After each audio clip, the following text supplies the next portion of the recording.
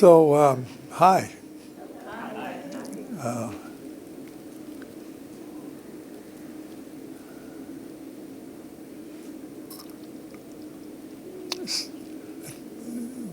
This is our first conference for a while, and so I think I would like to begin this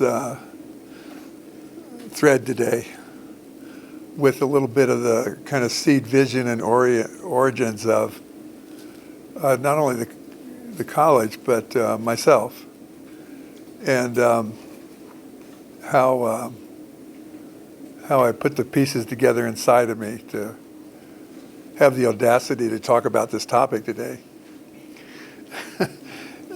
And one of the values of that is that we each have our own curriculum, our own history, our own sequence of events. And they don't make sense at first. And then after a while, it starts making sense. And the way, from my perspective, we start out as a soul force.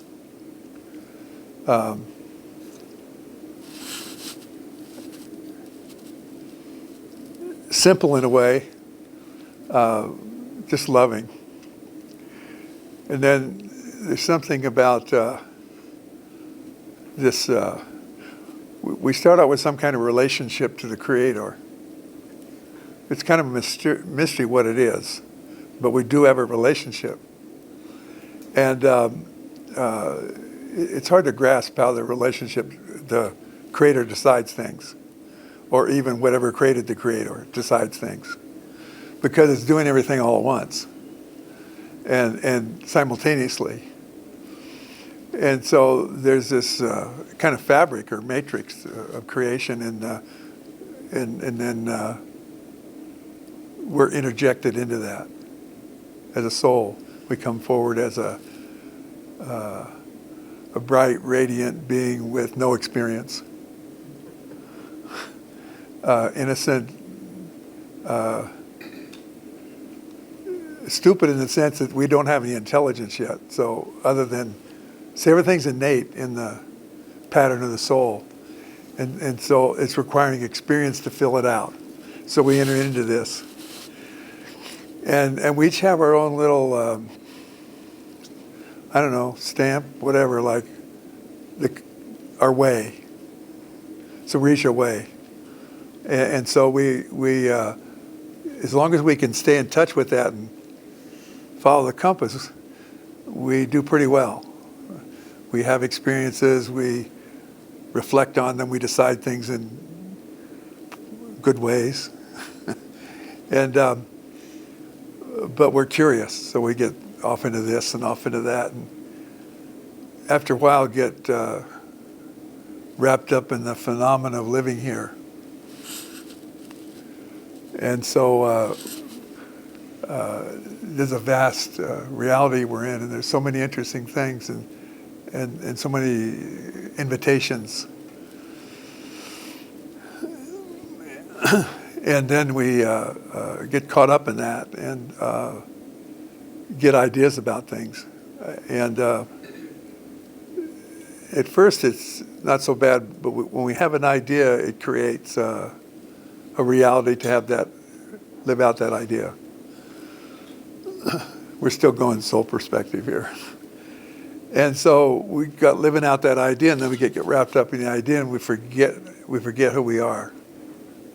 We forget we're the being that came to bring love. Consciously we forget it. It's still in there, and it's going to haunt us for the rest of our existence till we realize that.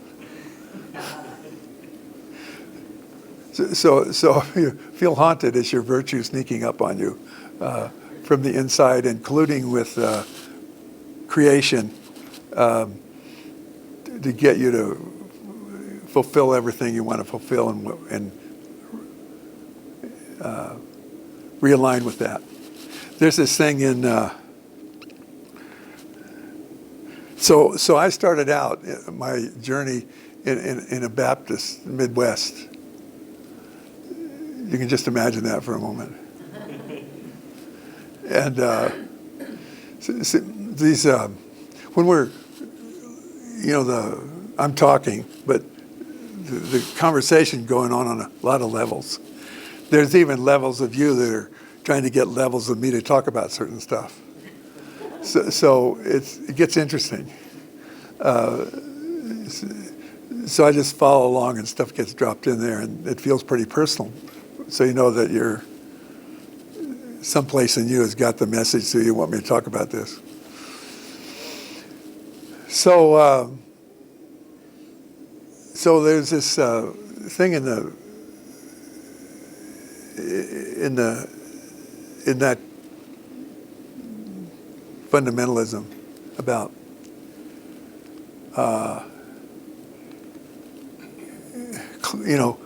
cleaning yourself up so the Lord will accept you back. Like you have to get good. And they have the list of things that mean what getting good means. Most of it has nothing to do with what's really going on, but anyway, you have that list. And I was thinking about that the other day, and it's peculiar. And I realized, no, that's the truth. It's just misunderstood. Because in the evolution of our soul, we extend out into this life and build this personality and ego and as a means to engage life and develop and learn and get in and out of trouble. We need a certain kind of consciousness. And forgetting who we are is part of that. The nice about forgetting who you are, you can remember. And then you wake up and then oh yeah, and then see. So a lot of therapy is about waking up, and cleaning up your own mess. Therapists that try to fix people are not going anywhere. Anyway, so there's in this process of experience, and you move toward the end of your lifetime, and there's a review, and really what happens towards the end is that there's this everything you've transformed into loving, good, bad, indifferent, can enter into the matrix of the soul. If it's not completed that way, it doesn't enter the soul. It enters the destiny pattern for your next lifetime. See? And what's in that unresolved thing? Well, there's things we broke and have to fix. You're probably familiar with those. Then there's things we get over-identified with and think, well, this is my soul or this is God. And then there's misunderstandings with other people where we've been abused or abused. Those have to be resolved. Because those are other divine beings, and you got to resolve that. Then there's other things we're just curious about. I'd really like to learn to fly. I'd like to learn to live one with nature. I'd like to be of service to others. I would like to, fly through the stars. Or I'd like to just have a family and lots of babies to love, that kind of thing. Well, those are, or I'd like to, Great Southwestern College. So those tie us to life. They're karma also. Your dreams and visions are also karma. So that needs to be fulfilled. And so here we are, this loving being who forgot itself in a reality that is unconditional love. And what that means is, this is a radical, we keep saying, why does God permit this? All God permits is, I'm going to unconditional love you, whatever you create, and I'll keep supporting you in this unconditional love. And that means you get to do anything you want within limits. Like you don't get to destroy the place. So some people are awake to this level because if you let them play on this level, they would break things, big things. So you leave them down here where they can break little things. Like each other, countries, buildings, burn forests down. They can break little things.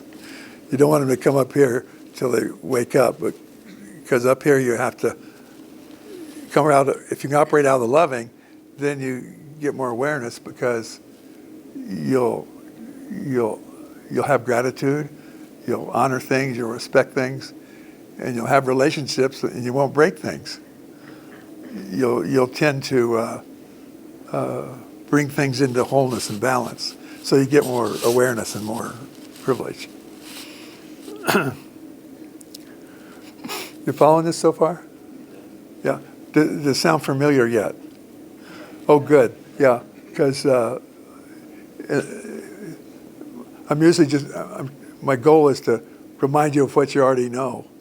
And if it didn't remind you of something, I'm missing something here. I'm not saying the right thing. But if it's reminding you of things, and this reminding comes in a lot of ways. It may come as a thought or a resonance inside. Your heart may warm up. You may relax. You may feel some sensation that opens you up a bit. A pain may leave your body, or a pain may come in your body. It works that way sometimes. But you'll have some kind of sensation. And so we learn to perceive through many avenues. Like we look out, we're so used to vision, see, and hearing. That same place inside of you that you look out through your eyes, you could go down and look out through your toe. See, or you could look out through a finger. Or you could look out through have a feeling and look out through the feeling. And see what that feeling, what universe that opens up. So all this time, I guess it starts out in elementary school when they tell you to pay attention. You think, well, I don't want to pay attention. Well, you got to learn to pay attention. You don't get anywhere, because it's the small things you pay attention to that get you into the big understandings, the big things. So like sometimes with therapy, somebody comes in, they're so obsessing about their issue. It's clear if they remember who they are, they'd solve their own issue. See, and so you got to finesse that somehow. So I'm talking about doing it with yourself. So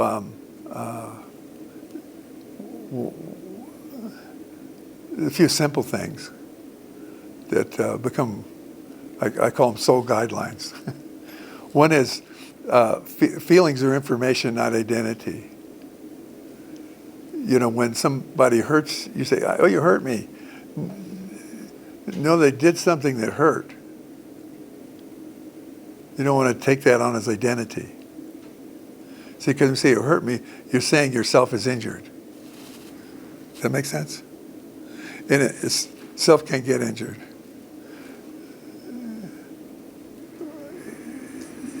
Except in your belief. So if you think you're a victim and injured, that's because you believe that. Now, I'm not making light on this. The other thing is you have to give up the judgment addiction, like the bad, good, impossible, shame, blame. Those are all ways that help you build a case about not being who you are. So you build up this false identity.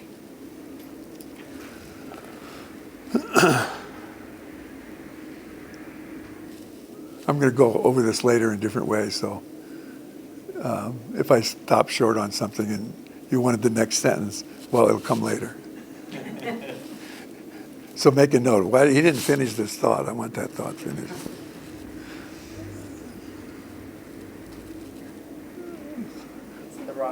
A lot of rumbling. We get sound effects. Maybe by the time I'm finished, we'll get a rainstorm. Happens sometimes. So there's, I'll just simplify it with there's two ways we do soul work. One's living our life, grounded place, kinship with all, gratitude with what life gives you, relationship with life, relationship with nature, living out, working with others, working with yourself to improve your skill, sorting out the lacks inside of you and filling them with the love inside of you. Moving from fear-based way you look at life to a love-based looking at life. See, the way Spirit flows through us, it comes through our center, and I'm going to explore this more deeply in a moment. Comes through our center, goes out through our field and picks up all of our beliefs, good, bad, indifferent, junk, beautiful thoughts. And then if that forms reality, and the creation looks back at you through those beliefs. So you create this kind of perceptive reality.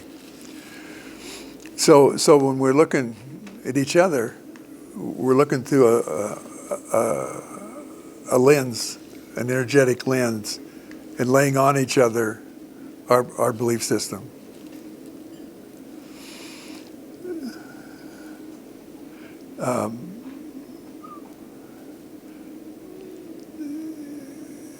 And so when we look around, we say, oh, I don't want to talk to that person. I don't want to talk to that.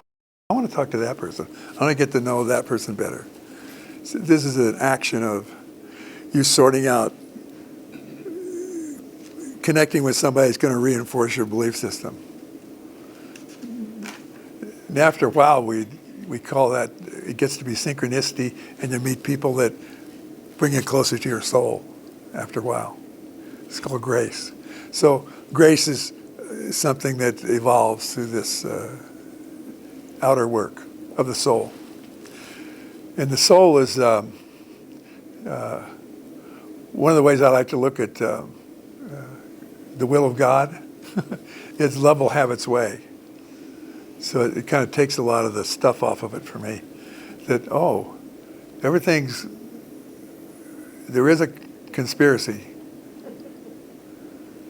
And when there's no shadows distorting your sense of conspiracy, making up other stuff, everything's working to bring you into that resonance with your soul, and the wisdom you build up about that, and the constellation of skills you develop and awarenesses. It's all plotting to bring you that into that state of consciousness, even when it doesn't appear so.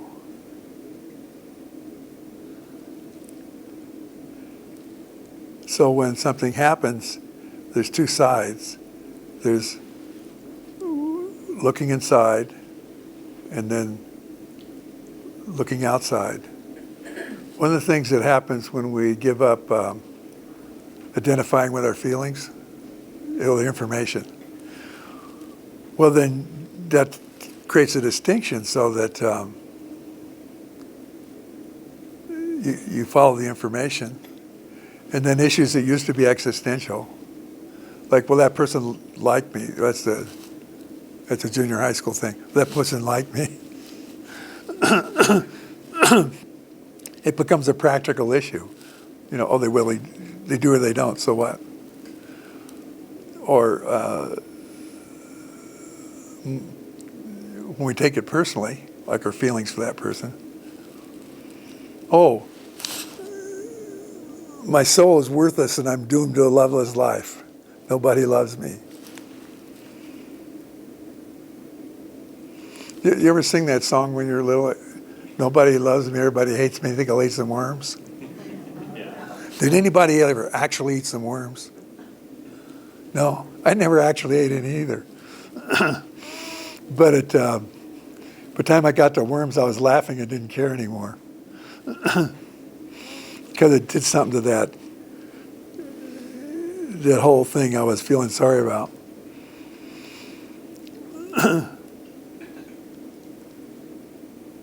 So the other work is internal. They talk about one level is the internal jihad, where you're working to resolve things inside of you that are at war.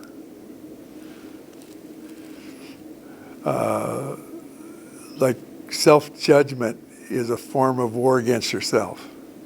So when you have that kind of thing going on inside, you contribute to the collective attachment to war. So you have to start in there first. So you go in, and that's one thing to deal with. The other thing is you look at, there's, you look at the beliefs you have that limit, that separate. When we started out at Quimby, we were very much centered around the teachings of Phineas Parker's Quimby. Anybody ever heard of him? I know that. How many people went to school here? Some of you shook your head when you never heard of Quimby. For one thing, there's a Quimby Library. Do you ever wonder why they call it the Quimby Library? I'm not scolding, I'm just pointing it out. I'm not doing shame. But you better find out, right? Well, he was a healer in the part of the American Transcendentalist,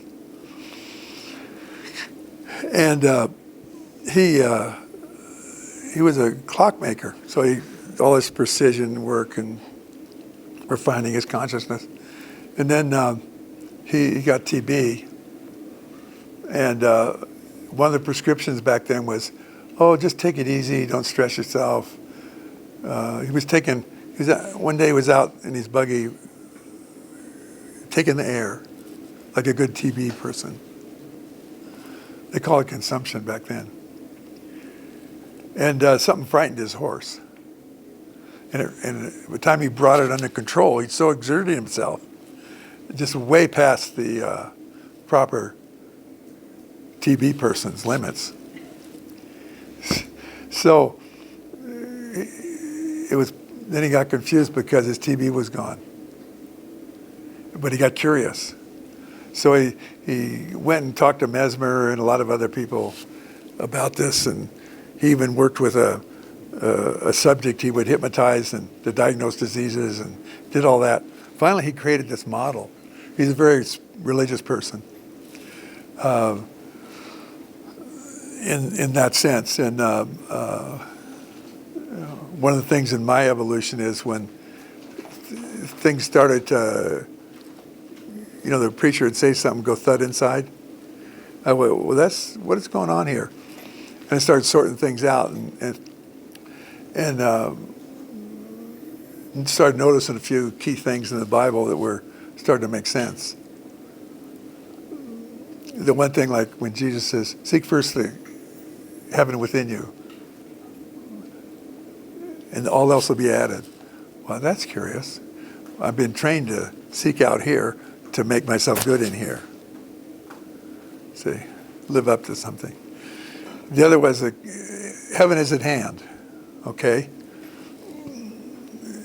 So it is. You say heaven is at hand, and you'll actually touch that frequency because it's right here. So he started saying these things about, it's not me that does the work, it's this Father within me does the work. And all these references to this internal state. So this was the understanding of Quimby. So he, the eventual format he worked out was that what he called the inner Christ. Where that Christ is now here, dwells in here. And so we could, and that translates into any lineage you want with different names. I'm going to talk about internal family systems in a minute. And their name for the Christ is the self, in my perception. So this was the healing energy that's naturally through us. So this is that soul energy that gets distorted, blocked, forgotten. And, Jung had this beautiful statement about what you deny inside, the virtue to deny inside, will come around and challenge you as fate. And that's exactly what happens. You stop it in here, it comes out here and challenges you. And you don't recognize it because it comes out backwards. There's a mirrored existence. So it comes out backwards, so it looks like a devil. But it's really, you forgot yourself. And it's trying to remind you. So I guess you're trying to scare yourself into it. Another fun thing with this is all the adversaries in your life is like what we're really doing, what the truth is, from the soul perspective, is that you invent your adversary and then you go to war with it. Well, you can see it out here, you can get at it. It's tangible, but in here it's not. But if you solve it in here, then you lose. You lose the war. What's that mean? You lose warring. You don't like get conquered or anything. You just lose the warring. Anyway, so getting back to Quimby. So he would sit with a person. So we're sitting with the persons, and just be present. And practicing being present is incredible because everything lines up inside of you. And at a certain point, he would converse with the person and go over their belief system and the way it's blocking or distorting, and resolve those. In this case, he was, some cases, working at actual physical ailments. So the disease would point to something that was in their belief system. And so when the beliefs were cleared up, the love or the Christ energy could flow into, and we get healing from the inside out. And so he would go through that with them. So, in terms of the way counseling evolved at Southwestern, that's an issue. Is the illness. And so you use the issue to track what the judgment, belief, trauma is that's creating the distortion or the amnesia or whatever. Resolve it there. And then the issue becomes a vehicle to fulfill the loving instead of something that's screwing up the person's life. So he would go through that and sit with them. And he found that when you sit with them, there's a presence comes. At the outer level of expression, we're all in our little opinions about who we are.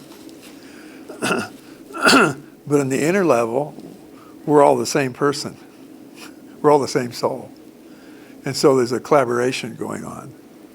And so when you resolve these beliefs, in whatever way you do that, and there's a lot of different ways, forgiveness, ritual, all the counseling systems that work have some form of that.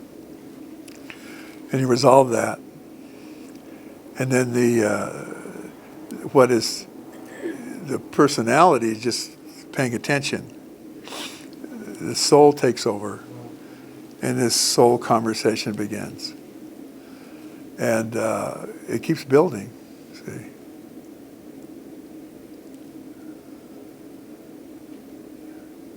Now you start imagining that, right? And you can feel it in the room. What is this? So you keep staying present with it. So let me consciously invite my soul inwardly to find intimacy with every other soul in the room.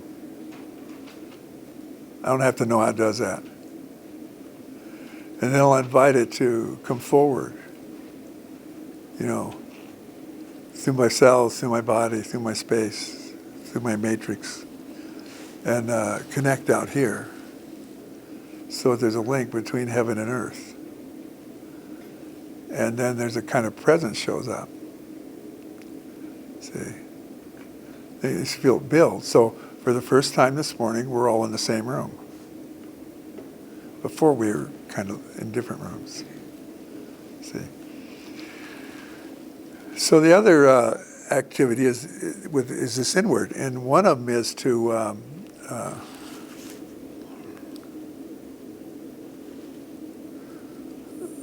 I can't see my watch too well, so I have to find a good spot.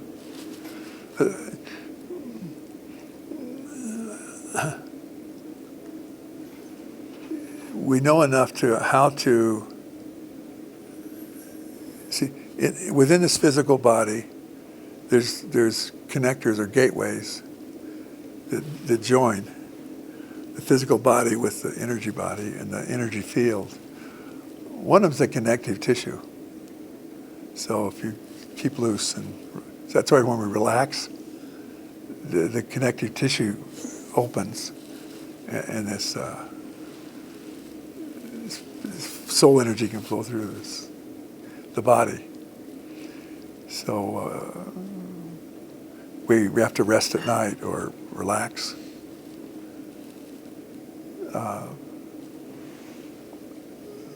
And there's certain key ones about this anatomy. One is that there's a central axis that goes down through our spine. When it's working properly, it flows from heaven into earth and then back up to heaven. So, there's various dances.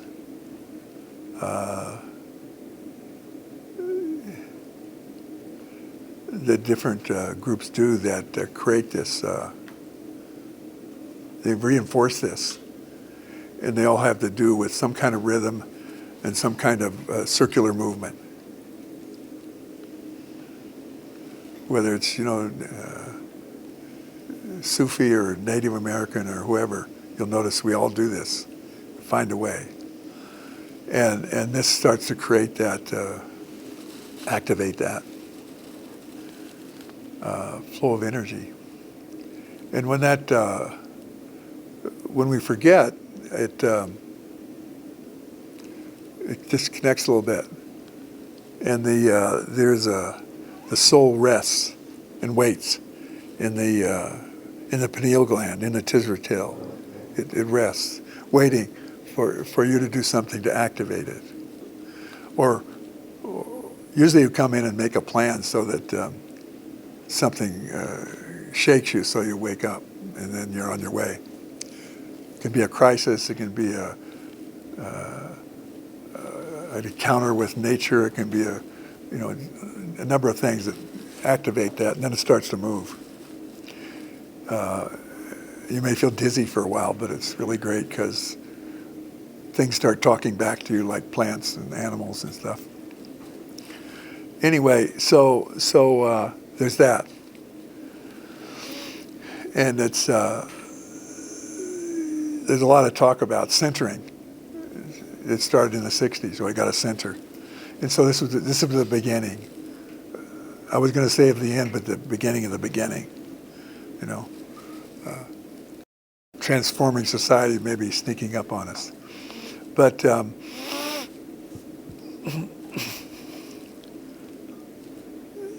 then there's these interrelated parts of ourself.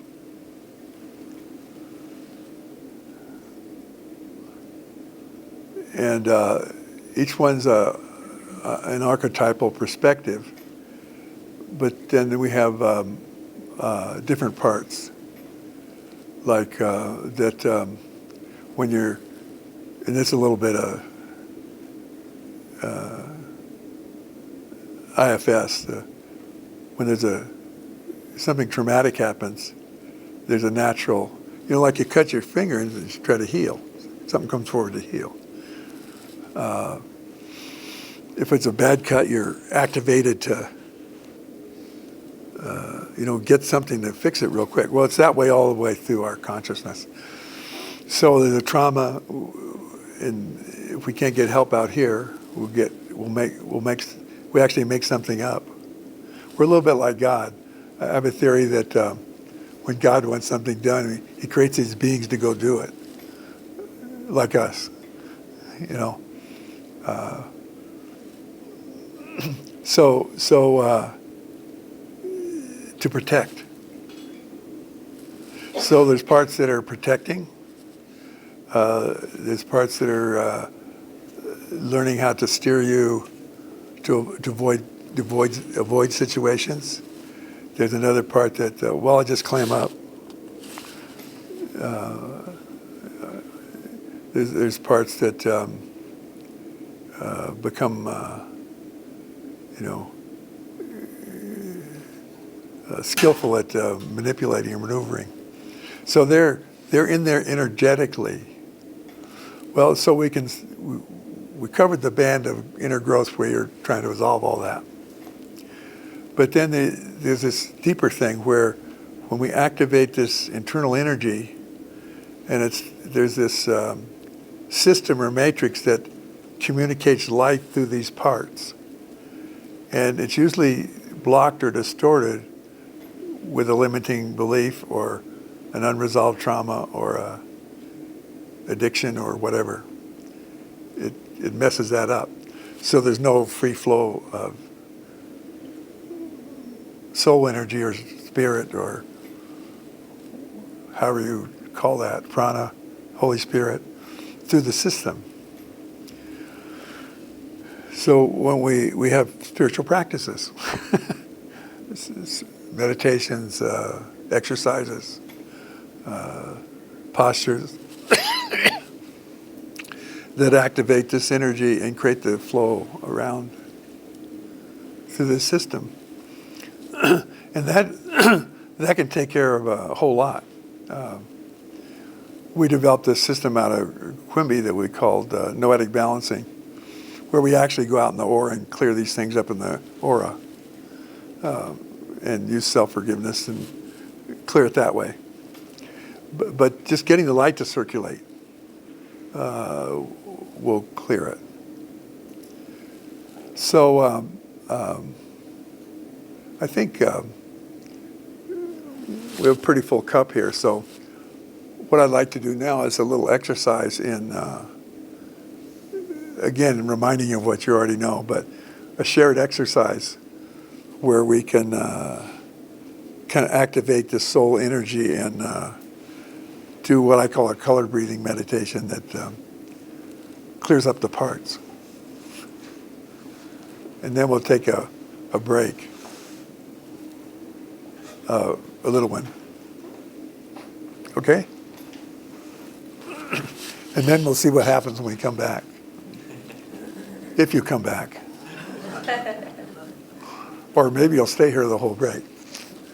So, you've done this before. Everybody's getting ready. Okay. This is the part where in elementary school, sit up straight in your chair. Why do we do that? Because 20 years from now, you'll want to do this when you meditate. Nobody said that to me. I went back and said that to me. Okay.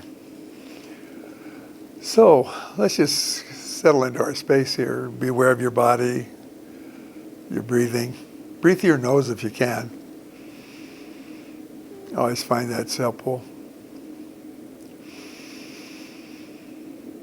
Bring your awareness into your body and bring it into the space around you. And just touch into your heart and invite your loving presence. And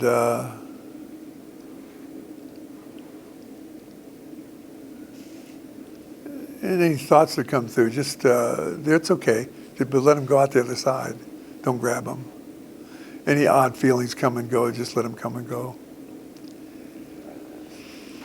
So now just put your attention on your breathing as you breathe in and slow it down. And so you're breathing in, exhaling.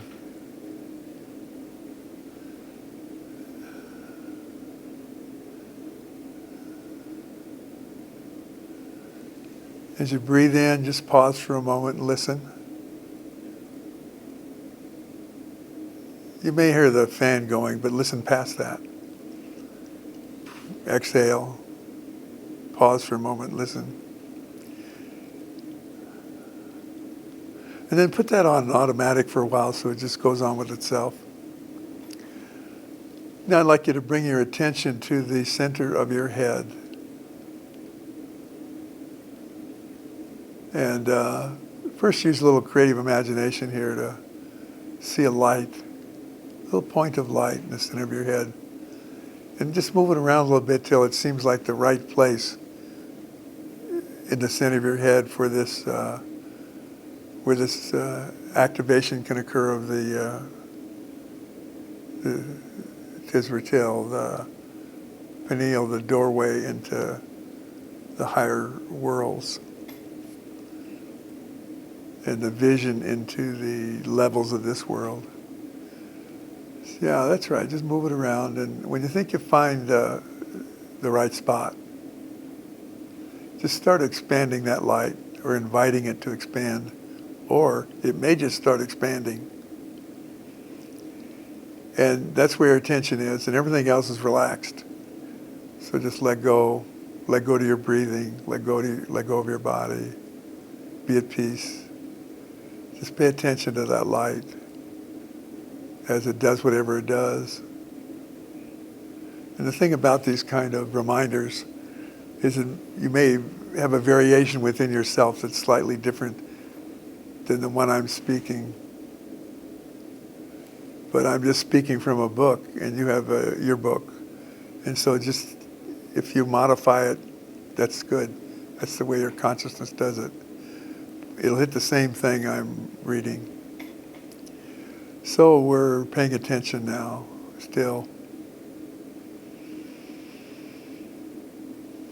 Breathing in, breathing out, paying attention, letting go. Paying attention to this expanding light in the center of our head.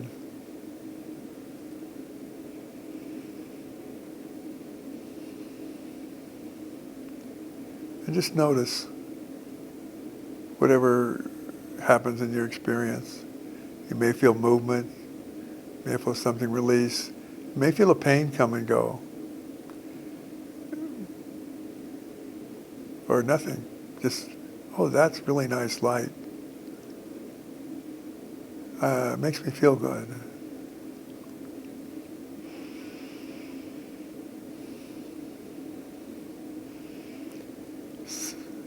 So we're aware of the breathing, we're aware of the light expanding in our head, opening that doorway into the deeper dimensions of ourself. And now that the door is open, I'd like you to imagine a column of light that comes down through the center of your head, from the top of your head, down to the top of your head, out your coccyx, into the deepest heart of the earth, and extend it up into the highest heaven you can imagine, and into the deepest intimacy of earth. It may even go through the earth out into the starry sky, and that's fine. But you're aware now of this column of light that passes through the center of your body. And just make it a little larger. Don't try to control it, just notice it. And if you don't see anything, just imagine it, pretend you see something, because it still works.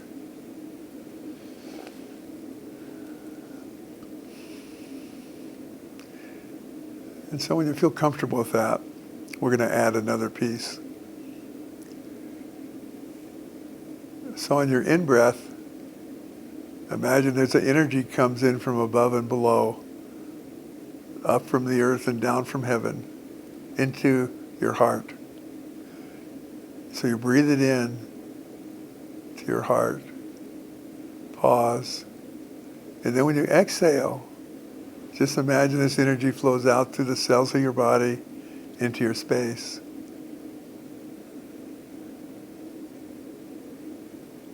So let's just practice that for a while.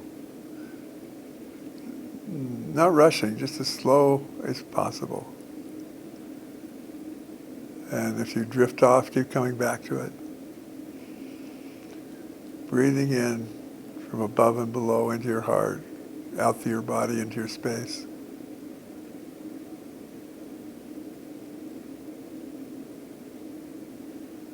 And you may also hear things like melodies or sounds or as you do this.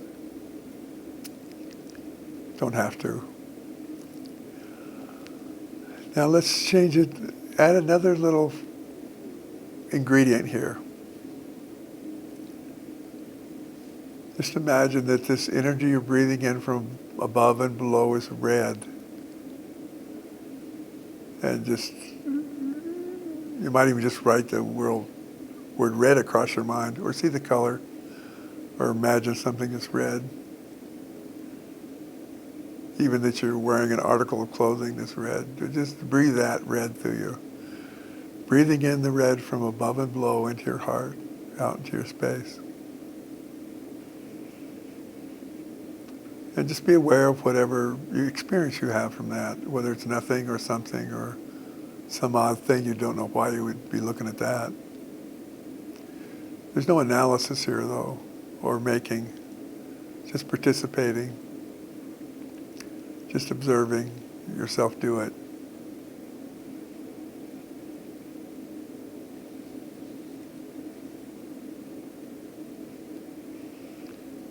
And now as you continue, just gradually change that red into orange.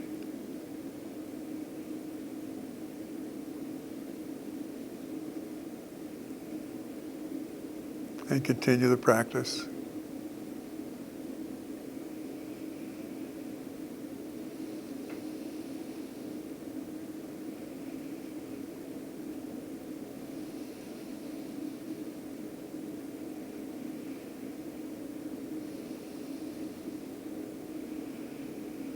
Then you'll know when it's time to gradually now transition into yellow.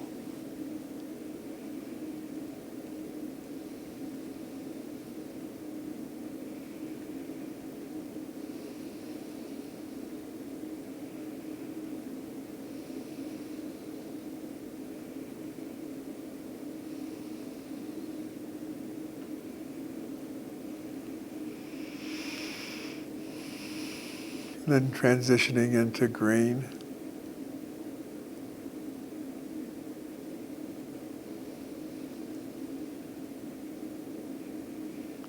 Breathing in the green from above and below, into your heart, into your space.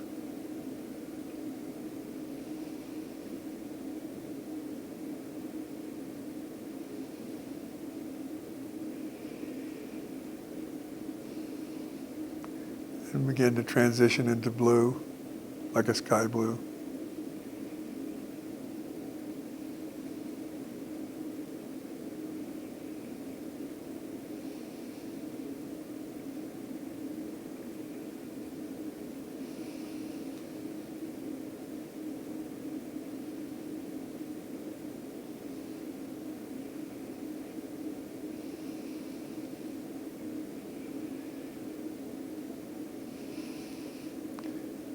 Again, transition into an indigo, that deep indigo.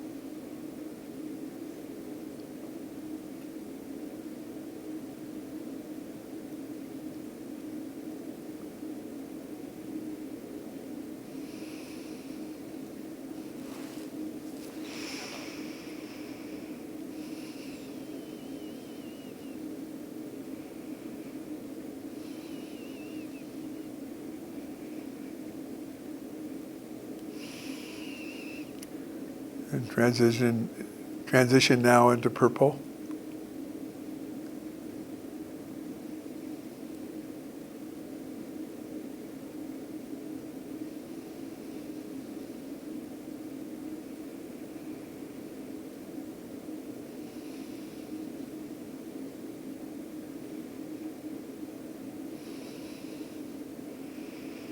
If you float off, just enjoy it and come back to the breathing.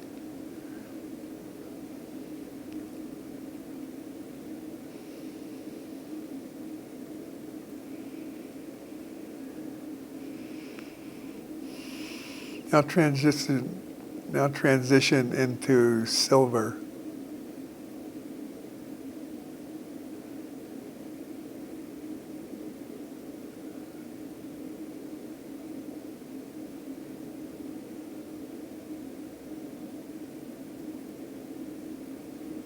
And just notice whatever you notice.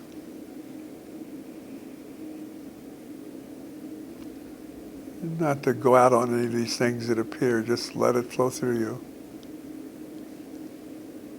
And transition into gold.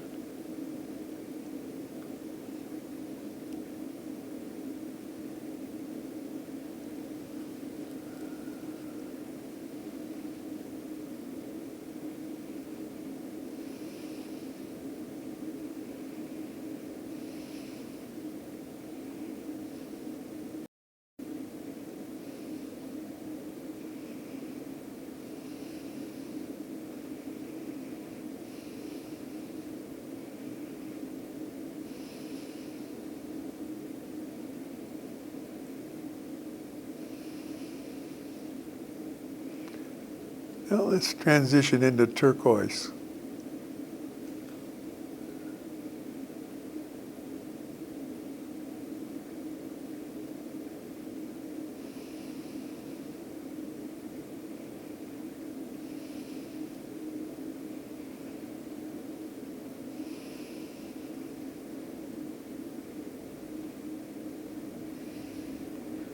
Then white.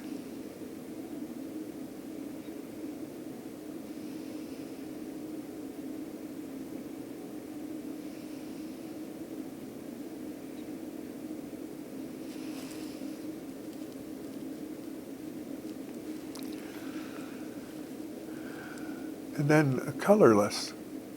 You can either do colorless, translucent, or black, whatever your temperament is. Breathe that through you. But black like deep space black. Or colorless or translucent. Just transition into that, breathe that through.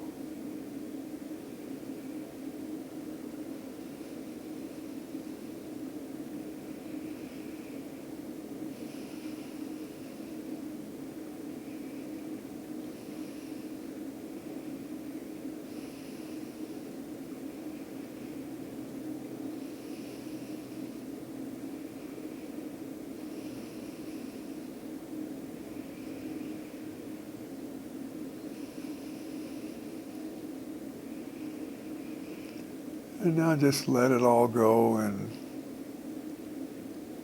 just move wherever moves for you. If you travel or just get peaceful or go to sleep, just go wherever it takes you.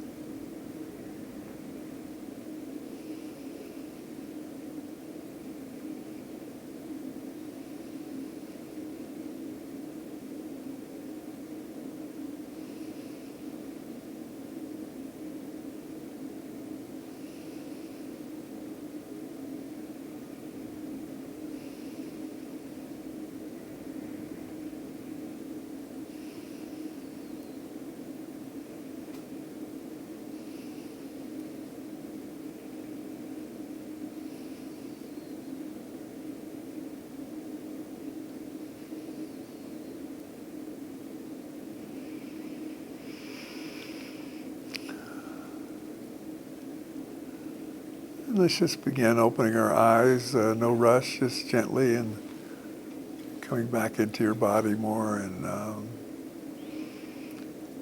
when you're ready, let's take a 10-minute break.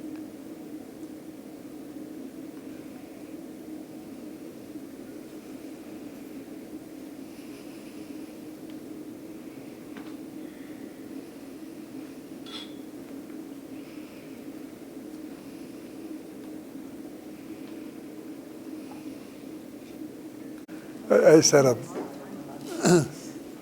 we're not quite, hi. I just had a fun experience. I was looking back here at this gentleman. He has a T-shirt on. I don't know what those letters mean, but it says yum. And so I thought, oh, I wonder what the yum means. And then I looked over here, and I saw another T-shirt with juicy on it. I said, oh, okay.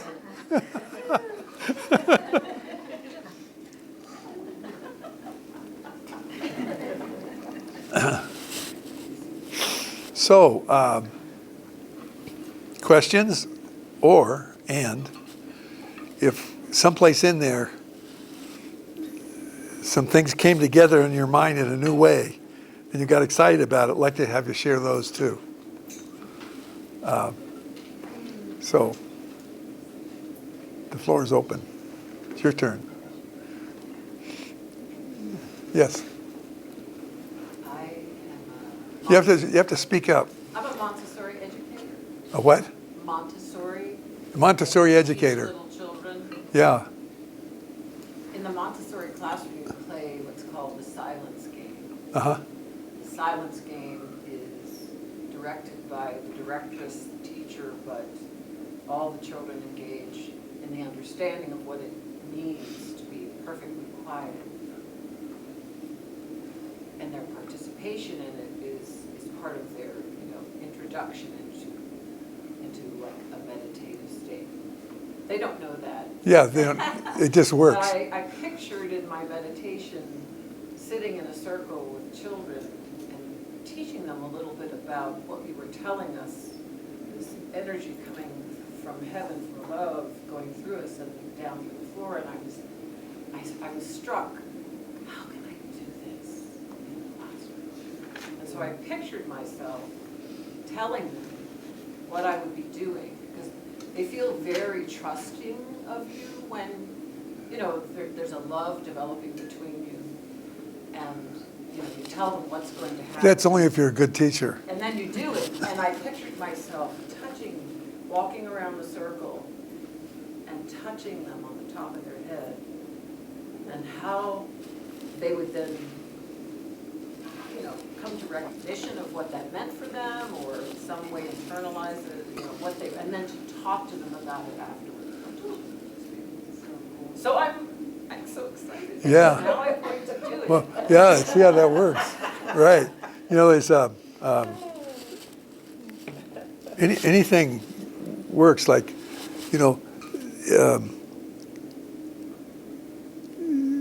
water coming on top of your head. So you could say imagine there's a stream of golden liquid coming in the top of your head. And it goes down through you and it goes out down into the floor and into the earth. See, anything like that carries it. Well, there's always some steps to lessons, are steps. One lesson is a step to the next lesson. Is Yeah, sure. The next sequential order of things. So teaching about that golden, Yeah. that color, all the aspects of what gold is, what golden color means, Yeah. shiny is. Yeah. You remind me of my favorite story.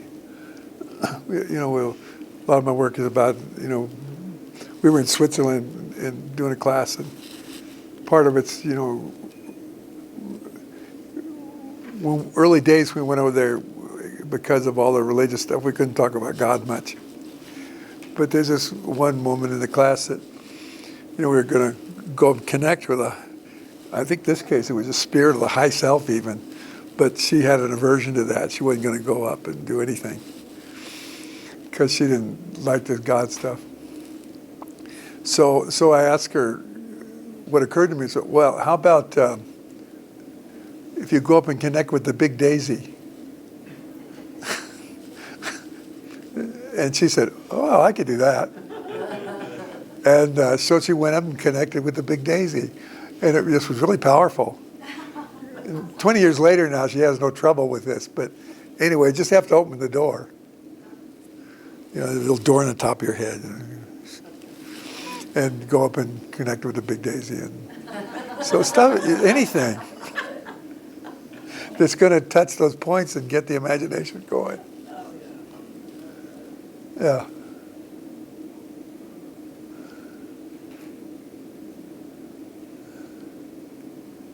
Well, thanks for that.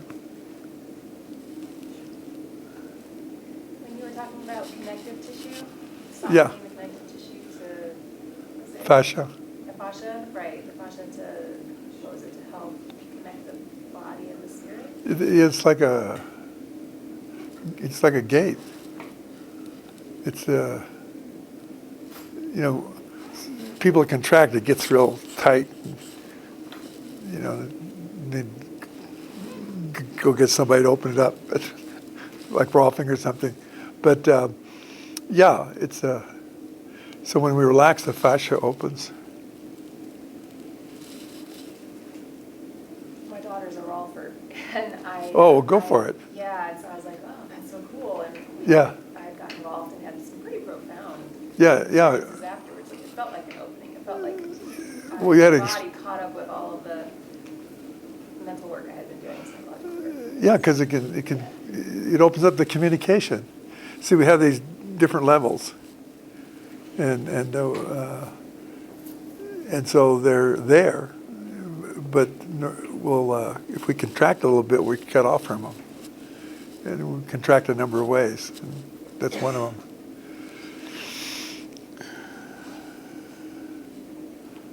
Well, thanks. Yeah. I Yeah. think you called it a conduit system. What? Which I thought was a cool word, a conduit system for the fascia. I think you used that word, conduit. Yeah. Conduit system. Yeah. Yeah. The And- idea of, I don't know, the other thing that kind of stuck with me was pains in the body and how you can kind of flow into it, flowing the light in there, or the energy, keeping the energy flowing, and it can heal. Can you talk louder? So I'm trying to remember what you said. So it's, like I have pain in my feet, and. Yeah, me too. So it's been chronic, and so I just was resonating with what you were saying about getting that energy flowing, and, these issues are there to be resolved, not to really hold this back, but. Yeah. I've noticed a couple of things with that sort of thing. One is there's a unity to our consciousness. Just imagine yourself inside of an egg-shaped reality. We're really not body-shaped, we're egg-shaped. And we have a body inside of us. See? And so there's these flows of energy. So I've had trouble with circulation in my feet. When I was like little, before I knew this stuff, they'd be cold, and I couldn't go to sleep. So I'd imagine energy in them, and they'd warm up, and I'd go to sleep. This was like, 6 years old. But anyway, the more this flow works, and a lot of times I'll hold my attention here, and it starts, especially at the end of the day, I'll start organizing my consciousness, wear and tear of living. And one thing I've noticed is it starts a movement of energy that starts clearing my feet much more readily than paying attention to my feet. So I'm paying attention to my feet, but from a viewpoint of everywhere. So I'm paying attention to my feet, but from a viewpoint of everywhere. See? Another thing I've been exploring is, not that this is it's still beta testing this technique, but see, pain is coming from a certain level.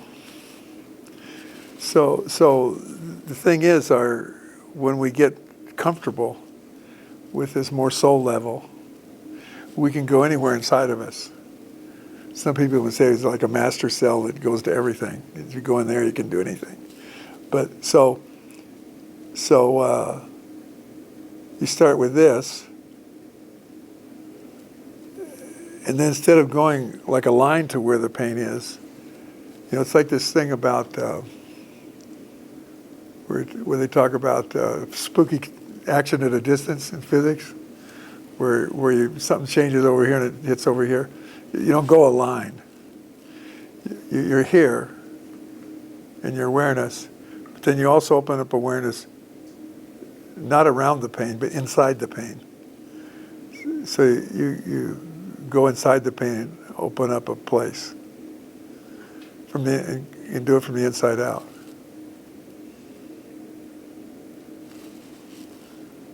Yeah, you imagined that, right? How'd it feel? Cool. Yeah. My feet still hurt, but it felt cool. Yeah. Well, a little more ease with it instead of like, Yeah, see? it's more of like, And there's this whole thing about the consciousness of war. See, the first thing you did was, that's war. So you're making war on your feet because they hurt. Instead of, how do we cause love to appear inside of my hurt? How do we initiate love appearing inside of my pain? Boy, you like this, don't you? I do.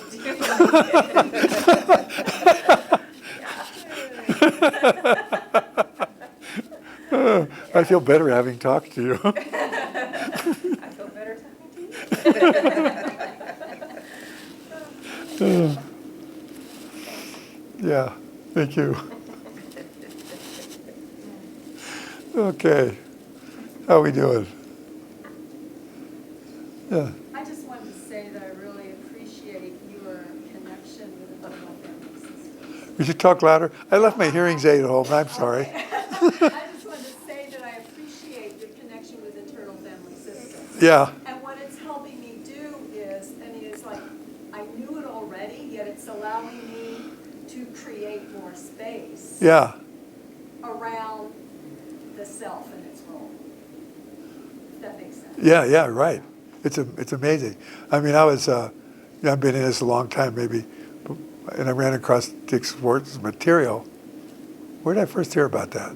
Well, he presented here once, actually, early on, and I embarrassed myself because I didn't quite get him the first time. I liked some of the things he said, but I didn't get it, what he was really saying. But then I read his book later and got it. And so I took a class on it, 6-hour class. And it's so fit everything we discovered about, healing and therapy. And so followed out of the same kind of metaphor as, or archetype or whatever that Quimby was working with. I just got real excited about it. It's, and the beauty of it, that it's so simple and non-controversial. See, like I talk about Quimby, I've talked about Christ, and I've talked about the Bible, and but he's just like so cross-cultural and everything, and to get that appreciation of the self as a divine presence, as a true person. I mean, really the self. And once you get it back in the game, well, that's the whole purpose of evolution, is to get caught up out of the game and then wake up the game inside of it. Like we were just talking about the pain. Or is it, this part hurts. Well, let's get it back in the game. Let's get it back in let's remind that part that it's got the Christ inside of it, or the love inside of it. See, it's a conduit of that inner spirit. So it's really powerful. And we can't get back in the game with more. Yeah. And when I look at all the books that different people have gone to take the class, studied with him, they take it in the body work, and they take it here, and they take it here, in the movement. I said, wow, what an exciting thing to have going on in the counseling profession. Yeah. And I was talking to Kate, and she says they're going to start a certificate program here in it. Oh, great. Yeah, they got a couple of high CFS people that they're going to do it. And so I said, well, that's great. They should make it a regular class. Because it so ties back into the roots of the school. And so I'm real excited about it. I don't know if I'll take the certificate program, but still I'm going to champion it. So I appreciate your class the other day. Thank you. Yeah. I appreciated you being there. Oh, good. We've known each other for 100 years, I think. The earliest I remember you, it was when you were taking the program. You were in one of the early classes, right? Yes. And we were at some other school out on a basketball court or something talking. And that's the earliest memory I have of you. Just, it was nice. Anyway, little sentimentality never hurt. Yes. I have a few questions. You remember, you got to talk loud for me. Yeah. Okay, I have a few questions, but like just to get to what we were saying about like, okay, you knowledge the pain and go into it, but after like how to know like from what's mean this pain, because you know it consciously, you take it, but you know you have so many parts unconsciously of you that how to know for and how to transform this pain, because you What did you say? how to transform this pain, because you saw it, but you don't really know from where it's from. Yeah, isn't that amazing? What's It's kind of mysterious, huh? Maybe it's just a ghost. So that was just one technique. See, that's like there's existential issues and practical issues. And I was talking about that from the practical issue. See, but now you want to open the Pandora's box there and look at pain. Pain's your friend. It's trying to help you do something. So that's the first step. No bad parts. No bad people in there. So one way I look at it is our life. We're actualizing this loving being. And you ever play pool? You know, you hear the click of the balls. So there's straight shots and bank shots. All the stuff we usually call bad stuff is a bank shot. It's still going to go in the pocket. But you have to let it help you. So this pain's helping you. So, okay, though, what's it helping me with? Well, ask it. Like, hey, what are you helping me with? Or if you have to dress it up in a little beanie and little, button eyes or whatever you do, personify it and talk to it. Like, what are you helping me with? yeah, it might answer you. What's that? It might answer you. It might. Yeah. Often does. Yeah. Especially if you do it in a kind way. If you yell at it, it's not going to answer you. If you say, well, why the fuck are you here? It's not going to answer you. It's not going to do war. You got to think, oh, poor baby. So feeling sorry for yourself and crying is an important first step because it gets you in rapport with the pain. Then you got to have a conversation, like, Okay. and then ask it. You got a pain? Yeah. Well, In my neck. yeah. Yeah. I will talk to him. Yeah. Yeah, right now.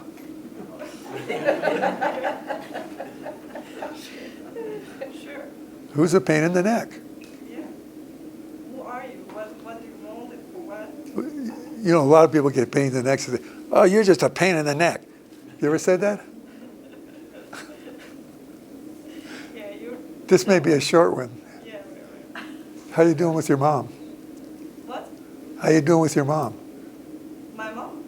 Yeah. Yeah, she's not that great. Yeah, that's what I mean. Yeah. She's a pain in the neck. Yeah. I don't know. It's great. How's your pain doing now? Yeah, better, yeah. Yeah, better. Okay. See, this doesn't take long. Well, your answer is, What? your answer is, I was talking to it, okay. and your mom showed up. So I said, what about your mom? Wow. Okay. remember I said in the beginning that we're having a conversation here on many levels. And so you may be hesitating, but some of you isn't. You may be hesitating in this little persona you're protecting, but there's a part of you that just really wants to get at this. So it like slips me answers. Oh. Okay. How's your pain now? Yeah, no, it's really, I feel lighter. You feel lighter, yeah. I don't think you'll levitate, but I know you feel lighter. Just open this up a little bit, so. Great. Oh, thank you. And also I had another question, if I can, like about the being we create like God. The what? The being, you were saying like God, we create beings to do things for. Oh, wow. That's kind of, It's fascinating, huh? yeah. Yeah. You know, they when you get into this metaphysical playground, there's all kinds of stuff, you know, about fairies and elves and nature spirits, and we talk to them like they're beings. And there's some soul lines that originate out of the manifestation of the earth, and some out of some planet someplace else. And so they all have their little stamp. So you start, well, and there's angels. Why are they talking about all these things? What is it about this cosmological God that makes that necessary? Then you read about, you know, God created this level of beings, and then another level of beings, and that's when it started screwing around and decided to do it without God, and like made a bunch of other things show up that weren't nice. So you read stuff like that. So you have to step back from it. But there's a very simple thing in here, like, it's like in the movement, in this kind of hollow movement that we call spirit, that's doing things. How does it go from the general to the specific? See? So I started to notice, like, there's beings that are created to do certain things. Like they talk about elementals doing the work to keep like a plant. They're tending to the plant. So there's this relationship between these beings and the thing that's being created. And so you start getting in your imagination. Again, I'm just beta testing this. I'm not doing like absolute truth here. I'm doing experiential play. That way I don't have to be responsible for it. Anyway.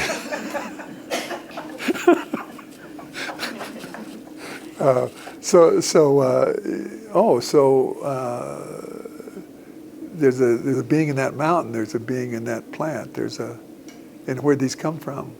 Well, in the movement of the imagination. Anything that you move in your imagination with intent will gather together what it needs to manifest. And sometimes it needs a crew of beings to do it. So those will manifest out of the process. So it's like when we feel inside of us about, well, how did God get here doing this?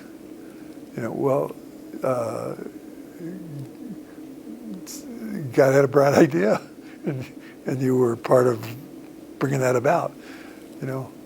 How can we, what kind of being is really going to give a particular individual experience of divine consciousness in the fullest reach of its creation? Well, so that's your job.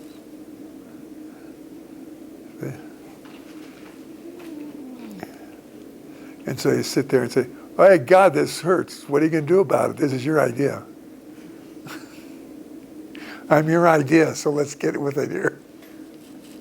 You can be a little pushy like that. See, if you're the squeaky wheel, well, whose wheel was it? Whose idea was this wheel in the first place? Yeah, relationship Kerry was telling me about St. John of the Cross. Is that the guy? He said, in the end of this, God's going to owe us an apology. God's gonna ask for our forgiveness. Oh, God's going to ask for our forgiveness, yeah. So this helps, see. We don't know if it's true or not, but I sure feel good when I think that way. See, so we don't have to get into absolutist. Yeah, it just makes my mind feel really good. See, it's like it doesn't have to carry all that burden. Anything else you want to talk about? Well, a lot, but that's that was a great answer. Yeah.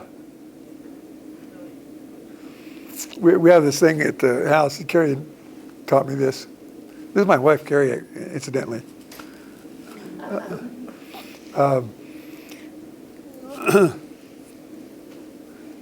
When you lose something, she says, well, ask the little people that create reality to tell you what they did with it. Because if you ignore them, like don't do appreciation and kindness and, thank you. You kind of take it for granted. They'll take something and hide it until you get back with them. When you get right with them, put it back. Little people that live in your house or everywhere, like. Yeah, they're just all over. Yeah, if you offend them, they'll take that chair from you. You think you're so smart, sit there without a chair. I've never had that happen, by the way. But it just kind of popped in, like maybe they could do that. Can little people do reality do that? Can they do that? But what they probably would do would you go for a break and you come back and the chair's gone. They might do that. But they wouldn't hurt you. Always be gentle. Yeah. And yeah. And this this little thing about gratitude, very powerful teaching. It's because there's this exchange with nature, part of the unconditional loving nature gives to you, and you appreciate it and give back. That's why some of this ways that the domination approach to extracting is offensive, and it has consequence. It creates more conflict later on. So we have pollution to clean up, and then things get spoiled. And however, if you do things with gratitude, you can take it, but thank you, and there's an exchange. It's like I have this. I like to make bumper stickers. One's gratitude's the currency of grace. So the more gratitude you do, the more you bring your karma into the flow of grace, where the Creator can get in there more and help you. And through the synchronicity of things, it kind of works out. And you probably experience both in your life, where something fights you, you're fighting it, but then something else, it just kind of, how'd that go so smoothly? Well, it's probably an area where you have more gratitude. So you can start with your mom.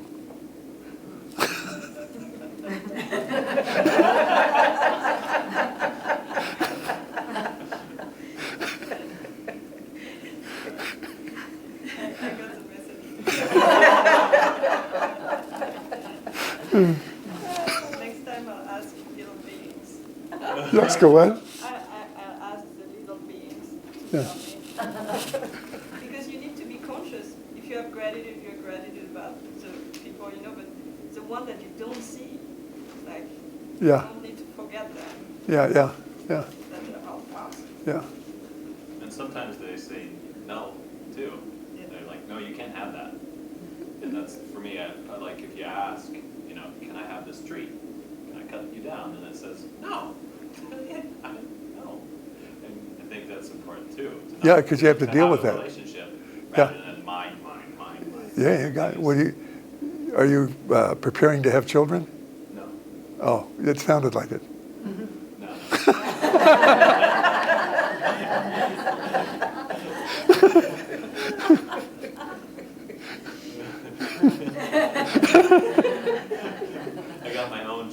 Yeah, right. Just work with that one first. Yeah, but you're really onto it there. Yeah, right. So some things that may providing limits. There's Theme Stern.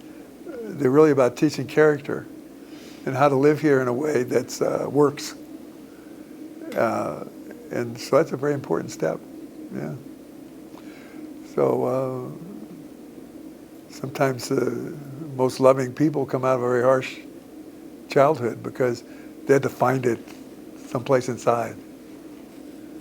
I have this colleague that had just dramatic things happen where she just felt alone, and even physically, you know, and it was just her karma, but an energy would show up, a spiritual energy, and take care of it and join her. So with all this difficult thing she had to go through, she had embedded there that God's going to show up and help me take care of this, or somebody God sends, you know. It wouldn't have activated inner consciousness without the harshness. See, so we have to trust this, and well, it seems bad, but how can I work this to my advantage? There's this. I like to have these phrases that guide my life. And you know, I've been very interested in transforming the world, and tried all kinds of ways, from, you know, the civil rights movement on up, and getting righteous and all that stuff. But my formula now is to, and I heard this from a teacher of mine, use everything in your life to transform yourself into loving, so the transformation of the planet into loving can take place. See, the implication is it's all set up, but it needs us to activate it. It's almost like it needs our permission to move. And how do we give that permission? Use everything to transform ourselves into loving. Sounds like you're onto that. Yeah. Yeah, nice, thanks.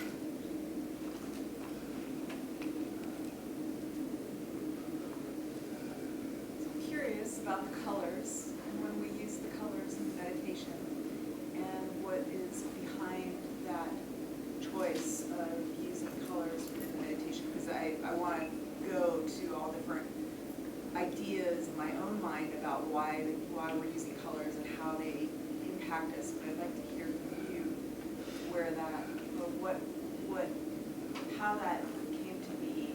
Yeah, well, of course, you acknowledge that there's innate wisdom here, that if we let it out and play with it, we get familiar with it and learn how to use it. That's the creative arts are very helpful that way, or even just dressing ourselves. But there's a rather extensive discussion of this in the writings of Alice Bailey. She was a channel and channeled this being she called a Tibetan. And she did a whole thing in the color rays, extensive, about what each ray did. In other words, the colors resonate with the threads that weave the fabric of reality. So you go through the colors and you created a resonance with those forces and beings that work with that aspect of weaving together creation. So that's what we're in a sense, it's like the Montessori kids. You don't have to tell them what's going on. It just works anyway. So by the time you get through all those colors, you balanced every part of your universe and activated it, see? And then it's like, whoa, then you can just like go anywhere. Or at least live in a clean house. But so that'd be one place to really, I didn't memorize the book, so I can't help you with that. But that's the broadest discussion I know of the color rays and how they function. And she even went into personalities that are, you know, different combinations of colors, like our basic self has a color, and our conscious and our high self and our soul, have different rays they're on. And so certain rays have certain personality characteristics. And so it really gives you a sense of how personality comes out to serve a certain aspect of creation because of the combination of rays that they bring. So you put them together, the book's it's about that many books. So they're all in the library here, all of Alice Bailey's stuff. So yeah, that's exciting. And so you've already had one introduction. You felt a certain thing with each color, right? Oh, yeah, and I've done this exercise before in classes that I've taken here, but I was curious to hear, a little bit more of where, from your perspective or from a more collective perspective of why the incorporation of the colors was in this meditation. Well, there's two reasons. One, I gave you the long answer. The other reason is because I liked them, that they work. Oh, this works. So that's one reason. And the other reason, why does it work? Well, it goes into this deeper contemplation of what's going on. And I did a lot of art when I was growing up, and when I look back on it, just the mixing of the different colors to do certain things. And there's that, when you're painting a picture, you're actually making a form out of the weaving of colors. So you're actually replicating the universe creating stuff in that process of making that art. So it kind of gets in you. See? So and that's another, there's inherent wisdom I can consult. See, and once you get that, maybe there's, did you do the inner classroom meditation? You probably did it this. It was during COVID, so we actually did it virtually. Yeah, but still, it doesn't matter. It's all one place. The only thing COVID interrupted was the physical touching.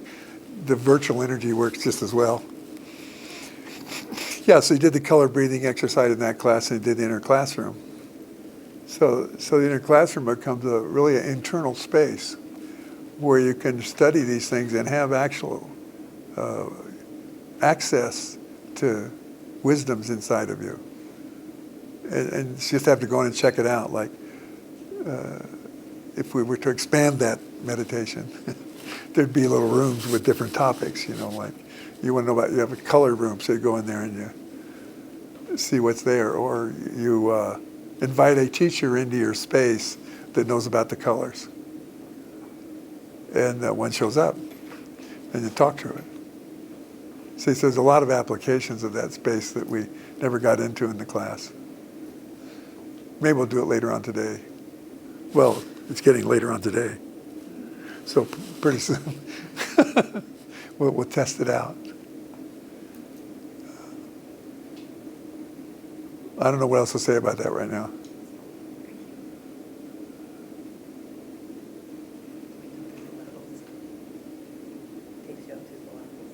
What? Oh.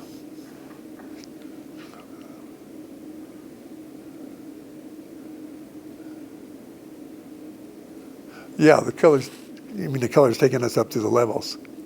Yeah, they're also like a ladder. They take us up to the levels. The reds being more earth grounded. And so some people are going to assign them to the chakras, the different colors. And so by going up through the levels, like some people may have felt a shift. When we went into indigo, some people may have felt a shift that connected more.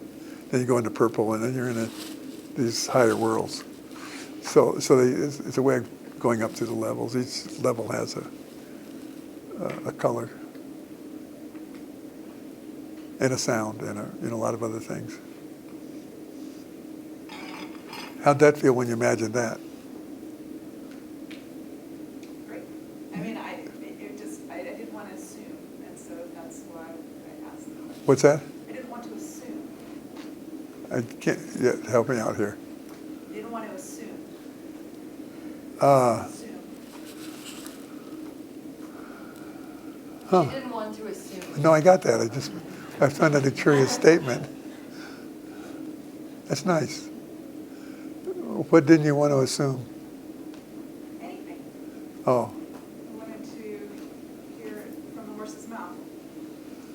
now I'm a horse. I can do horse maybe. Yeah, right. You know, that's a powerful, the horse's mouth. They're very wise, these horses. They're very wise. Okay, thank you.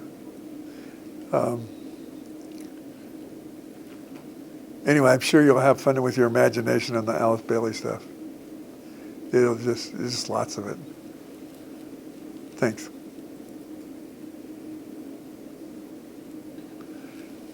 Okay, how we doing?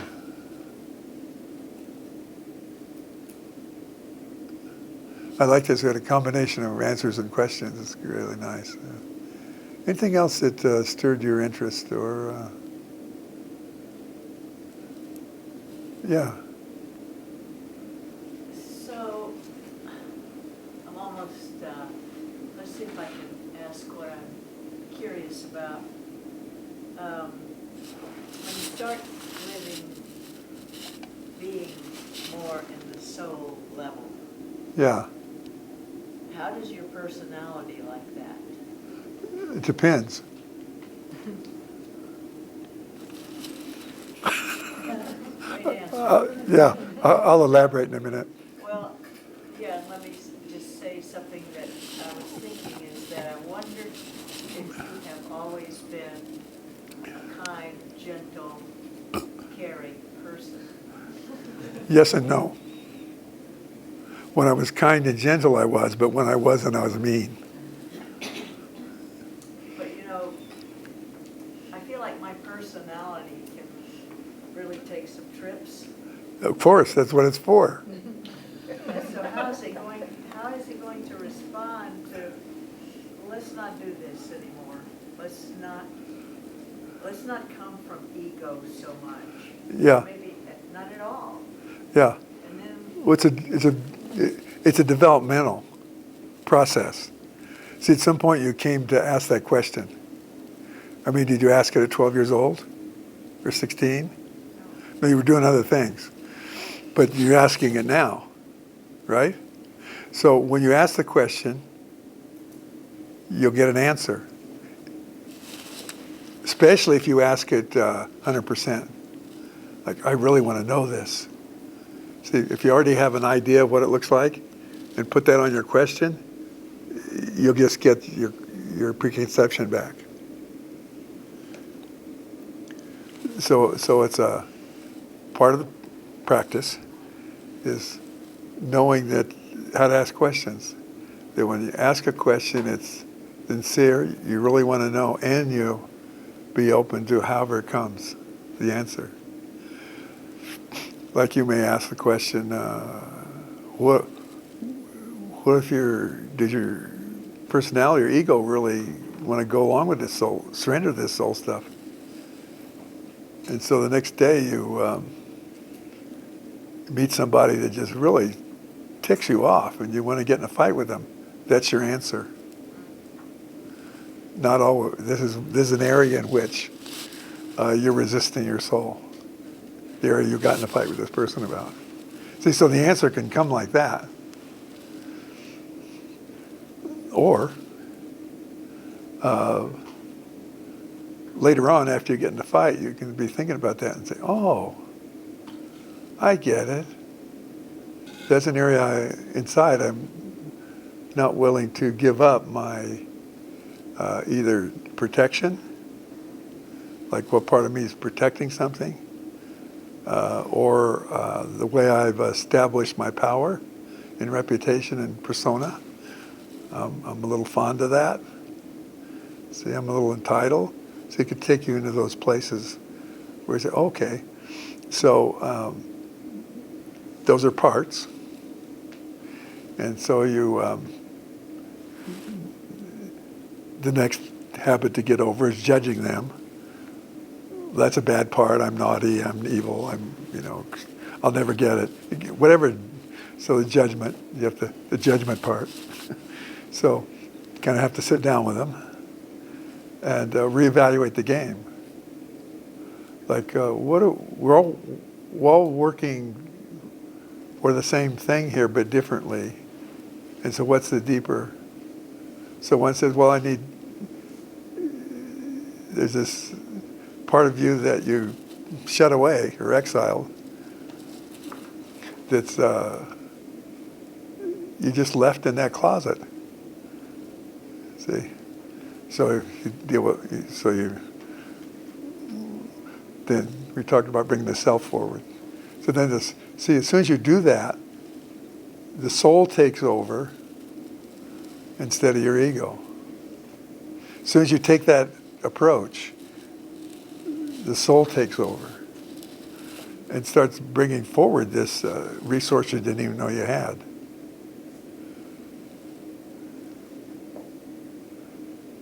What are you experiencing right now? I was thinking about the warring. Yeah. As the warring starts. Yeah. And will the warring make you sick? Make me sick? Yeah. And what was the attitude you were thinking about that in? Just then? Yeah.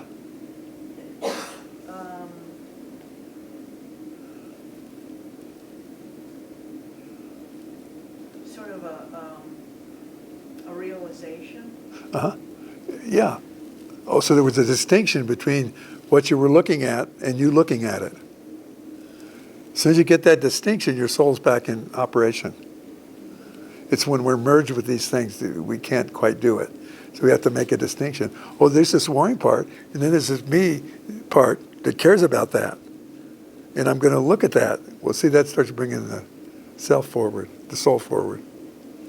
And then you get as soon as you do that, a whole vast range of resources are available to you that weren't available to the warring part when you were locked in the warring identity. So you sorted them out. The reason I ask you about that, because whatever you were thinking about, I could feel the energy move, like something stepped in. So I wanted to draw your attention to that.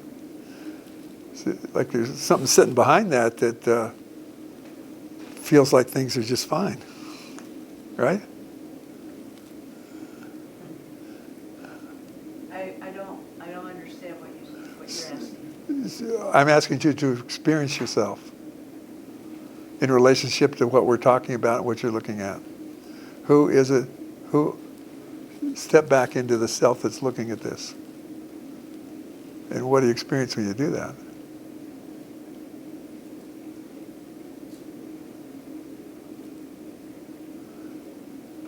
Everything's just fine. That's what I said. Yeah. And that's how you get through this. That's how you sort it out.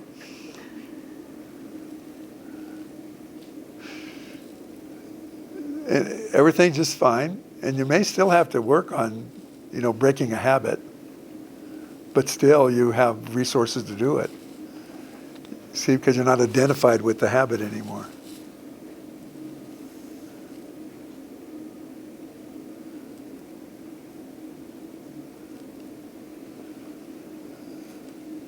And then you just look at everything and just go into gratitude. And then, God starts taking care of stuff you didn't even know you had to deal with. Because you admitted who you are. I'm an expression of this loving actualizing itself. And all this other stuff is nonsense.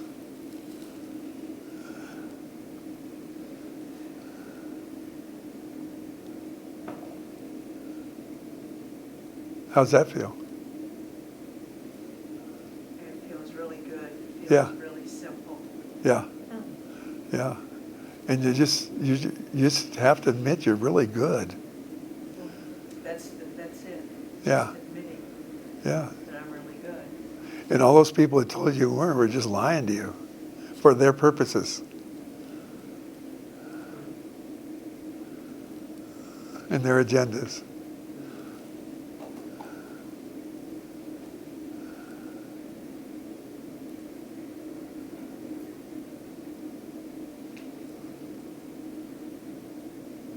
Thank you.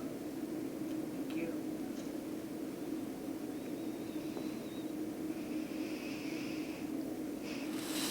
you. Can you feel her goodness fill the room? Can y'all? She's very powerful. I really appreciate your question because I feel very similar, like having a struggle, but trying to make decisions from a soul perspective. Like I've been using the pendulum actually to try and just like get out of my head to make decisions. And then I'm following that. And then I'm like freaked out because of some of the stuff I'm traveling and and it's there's a lot of fear. And so I feel like that worrying part too, and I'm worrying with myself too. And so you're saying it just connect with soul, and then it does dissipate. And I do experience that. But it is Yeah. practice.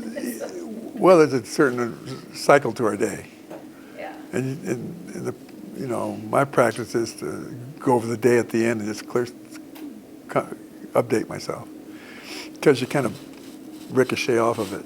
You a little bit like go through our day like a pinball machine, a little bit. Then we go in the pocket eventually. The board lights up. So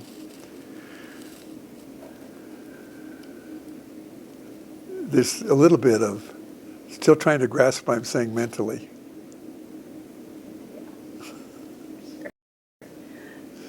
See, instead of letting you show yourself.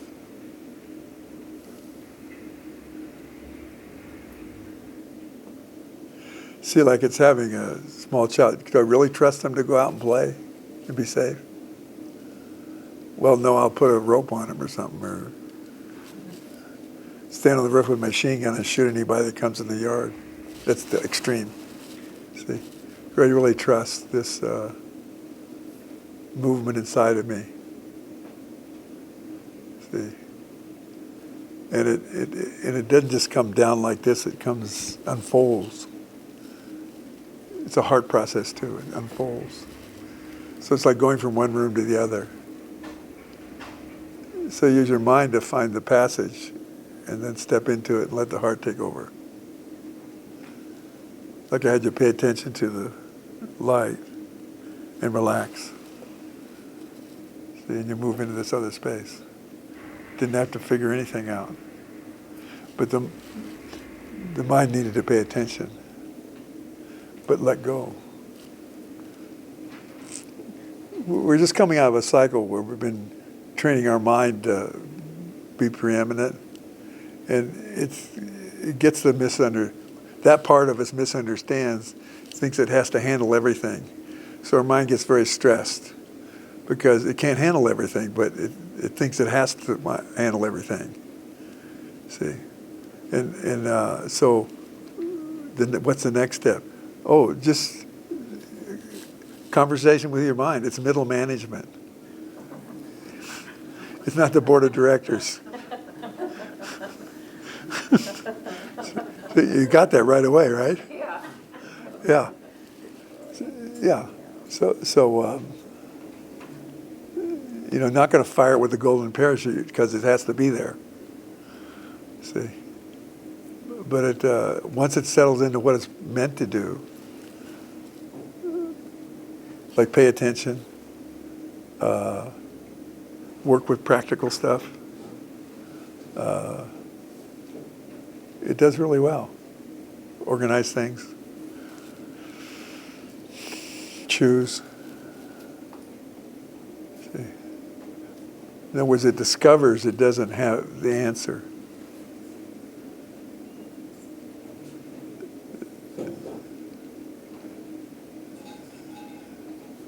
So we disidentify with it, but appreciate it, grateful.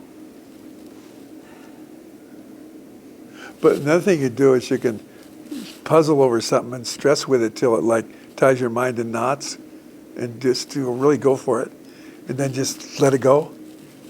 And then the next day UPS will bring the answer in a little envelope.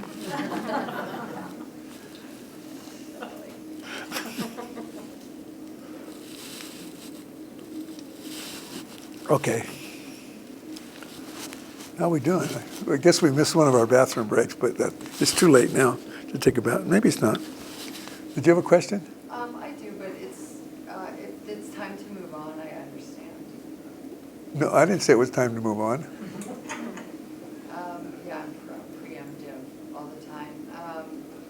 Yeah, my question's really about, I appreciate what you said about, obviously, when you're in a therapeutic situation, fixing people is not the move, right? Just talk louder. Fixing people is not the move. Yeah. Right? It won't work. No, it doesn't work. And it creates dependency and all these things. Uh-huh. So, like, I'm wondering about healing relationships, and I keep getting this image of like the matrix of healing, and how that actually, like the practical ways of helping, not fixing, and like empowering people to do it themselves. Like just the healing matrix and how to use that and bring that into the field, and but give people access to taking that with them. It's a big question. Well, you have to practice. You're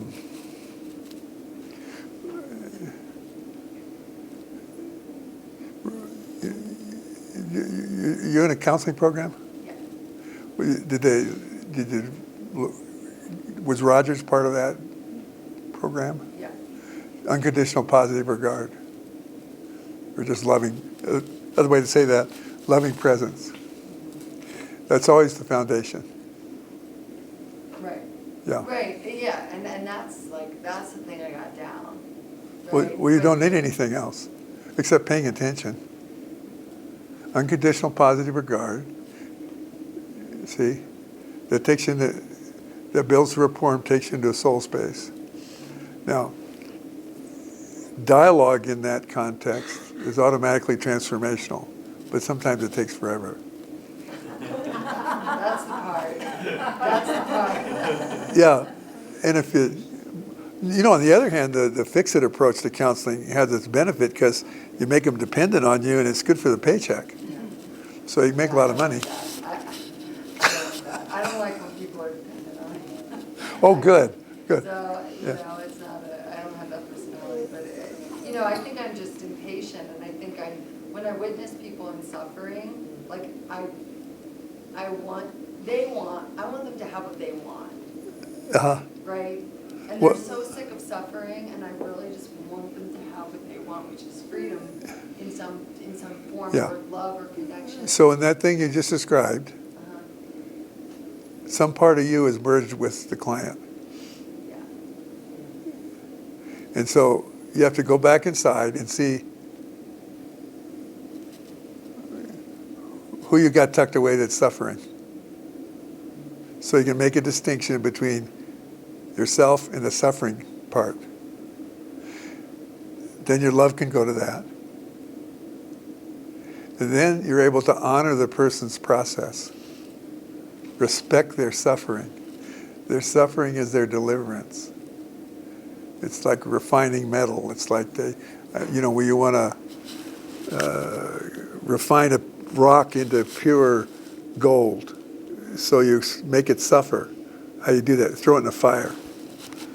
The fire suffers. And then the gold comes out.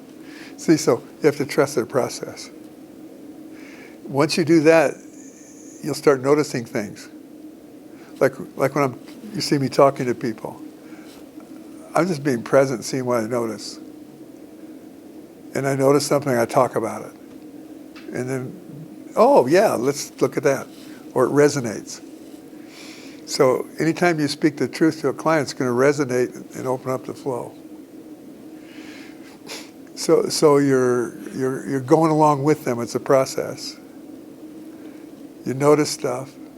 You bring it up, not as a dominating thing or, I'll save you, but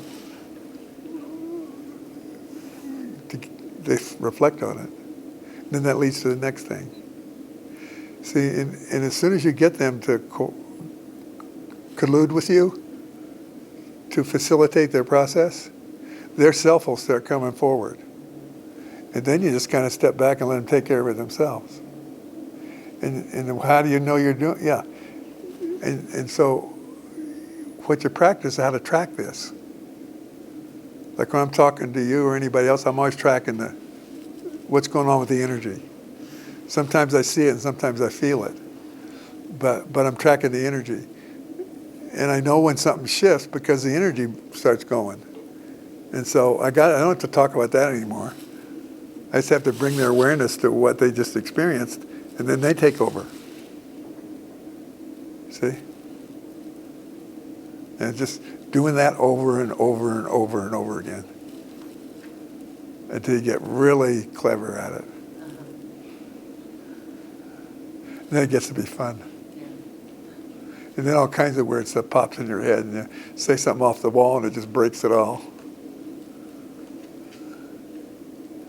So it's playtime. Yeah, that's helpful.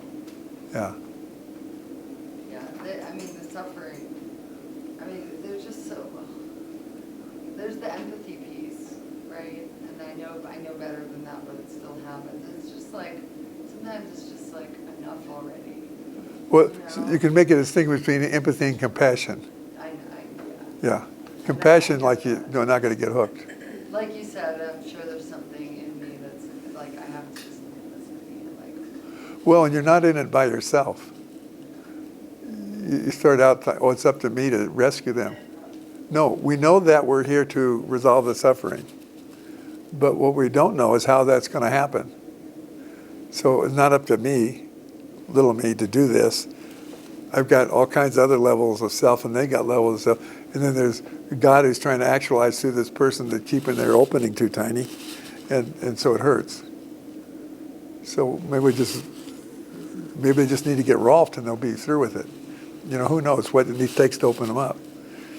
But you get that it's a whole. You live in a holo movement, and it'll move any place you let it.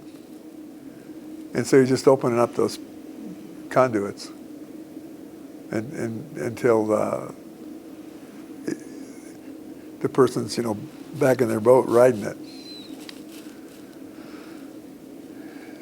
So it's being done through you. You're not doing it. It's a process, not an objective. You don't get them healthy. No, it's a process of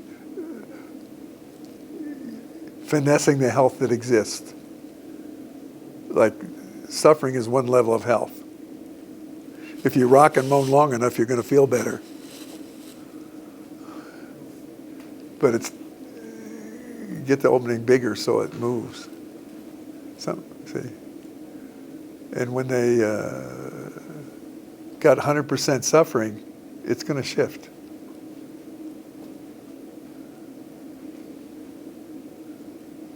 You ever take a pain and go 100%? Like an emotional pain? emotional pain. Yeah, take an emotional pain, let it take you over, and then go 100%. So like it's total pain. It's going to just go away. It's going to turn into joy. Yeah, so it's harder with physical pain.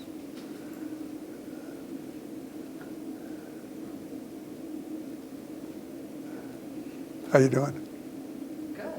Yeah. Yeah, good. You're settling down in there and not... Yeah, I mean, the part of my mind wants to just grasp everything, and like incorporate. I'm very impatient. I'm very, very. You're an inpatient. Well, try being an outpatient. Yeah, it's scary out there. Yeah. No, I'm going to keep my illness. I don't want to be discharged too soon. I feel things shifting around, there's a trust. There's so many pieces that I trust will filter through my art, the matrix of my understanding. So. So go back and look at your birth and see if you were born prematurely. Well, my mother's here. She could tell you. Well, ask her. This is your mother? Huh. No, she was 2 weeks late. Ah, that's the one. I had it backwards. According to the, Yeah. So your mother was like, why did she get here? So part of you identified with that. It's probably the last thing you haven't resolved with your mother. Is her wanting you to get there. See? So your first act of forgetting who you are was your mother's impatience for you to get there. She had a lot of pressure. Well, yeah, that's okay. Just get it. Oh, yeah, that was like, and then all you have to do is go back like, what happened just before that? And keep feeling back into that till you get to just before the impatience started. Like, well, she's 2 weeks late. We'll go back to 3 weeks, and feel into that soulness, and that how you forgot that your whole deal was to bring love, and then you forgot yourself and your mother's impatience. And what you're really trying to do is get that loving back. And see, but you have to reconnect. I feel it. Yeah, I feel it. yeah. So just go with that. Oh, I came to bring love, not impatience. I forgive myself for believing I'm the one that came into this life to bring impatience. Yeah. Yeah. She feels better. I learned that she came when she was ready. Yeah. Well, she hasn't learned that yet because she's still back there stuck in your impatience. Which actually came from, my physician's way of saying, oh, well, she's supposed to come on May 1st, not the 15th, but she's coming the 15th, so that made me feel like impatient for her to come. Yeah, so she had help, As see? opposed to just relaxing with it. So she's like giving you the whole matrix. You got a whole deal with doctors here telling you how you should be. No wonder you're rebellious. Well, her soul was she was in her own space. Yeah. Not in Yeah, now we got to get her, child, she was yeah. right. Well, we got to get her back in her own space now instead of your space. See? I'm not criticizing anything here. I'm just pointing out a reality, making it conscious, so you can start distinguishing between that pattern that was occurring at the time and who you really are. Once you can distinguish, it takes care of itself. Once you make the distinction, just let it move. See? You can nudge it with a little self-forgiveness if you want. I forgive myself for believing my mother's impatience and believing that doctors tell me what to do or whatever else is connected to that. So you just take a deep breath and let it go too. So you can add those things. Feel better now? Your clients will be blessed. So when they walk in the door, how can we bless you today? Well, oh, wonderful.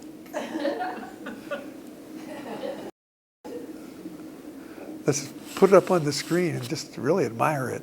What a great job of suffering.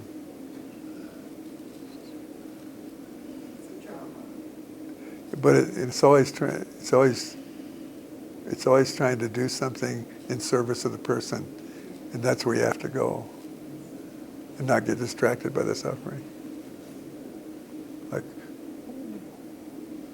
and when you get this one, it's like.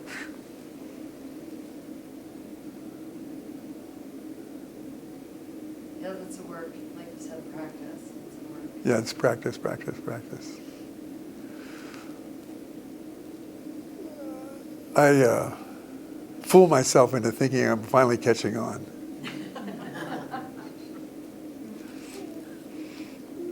Then every once in a while, Carrie says, "You missed this one." So then, again, yeah. Did you have your hand up, or you? I did. I think that's a hard question. At least it is for me. Is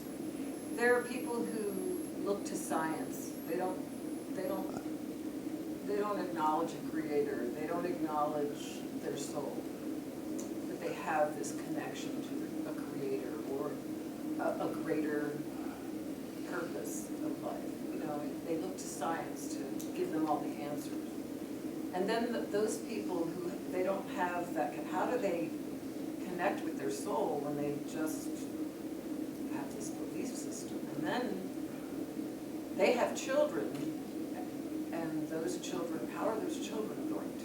We could sterilize them. And then I have their children, and I think, how do I help those children who have this spiritual part of themselves that is coming out with questions? Well, for one thing, it's not your job. Thank you. But It'll all unfold, right? it's not as dire as you look. All the great scientists I've looked at had a deep belief in the Creator. And, you know, there's a few injured ones around that forgot, but as long as they love their research, it'll work. As long as they're excited. If they're doing it for power or wealth, it won't work so well. See, so just trust the way it's put together. There's a lot of common sense, matter-of-fact ways this heart energy comes into things. And loving their science is different than trying to prove themselves. So that's a different issue. See, they are just there with the rest of us trying to heal themselves.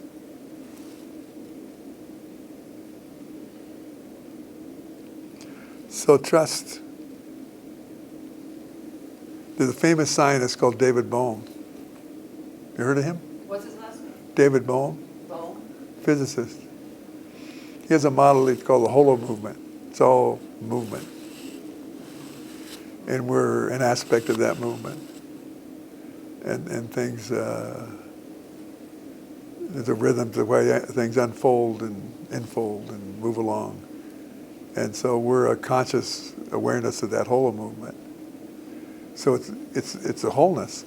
So it's hard for you to comprehend sitting as the individual, that wholeness.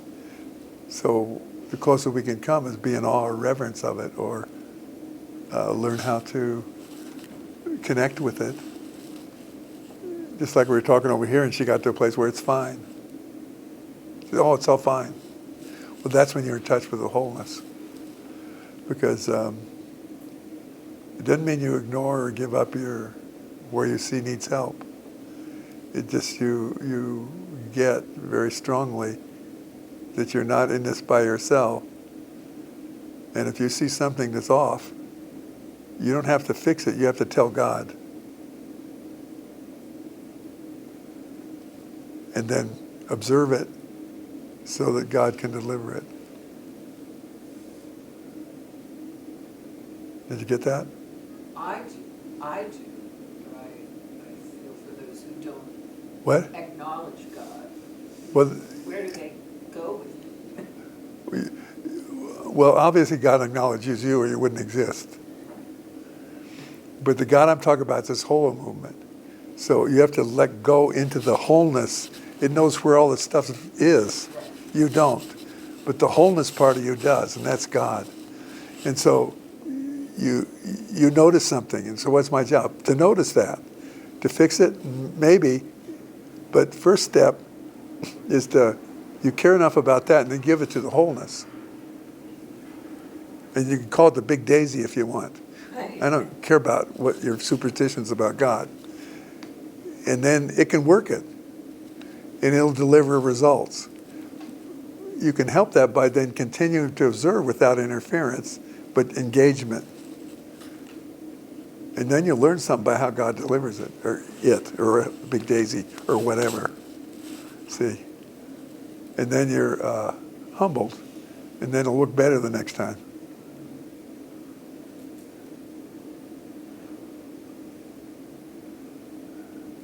I mean, look at this daughter. How could you not believe in God? How Look at this daughter. How could you not believe in God? Well, I don't know how that would be. yeah, so I don't know. Are you truthful or are you projecting an idea onto that? If you truly don't know, there's no projection, there's no opinion, you're just open to truth. You're not trying to edit it or manipulate the answer, and it'll come to you.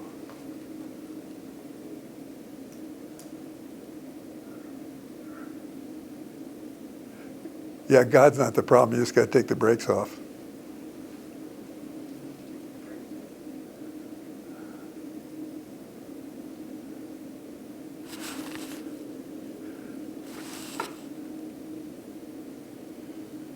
I had to check my watch because I got into a time warp and didn't know what time it was. Nice talking to you. Yeah. How come you came today? I came with my daughter. Huh. Yeah, we're We always, share yeah. There's that, growth that's great. now. I mean, What a she's team. taught me so much. Yeah. We had to get to this point. That was a good where we idea. learned. That was a good idea. I need a teacher, so I'll give birth to one. That was very smart. She started right away. That's I mean, great. Laying in my lap, this tiny baby. Well, thanks for sharing y'all with us.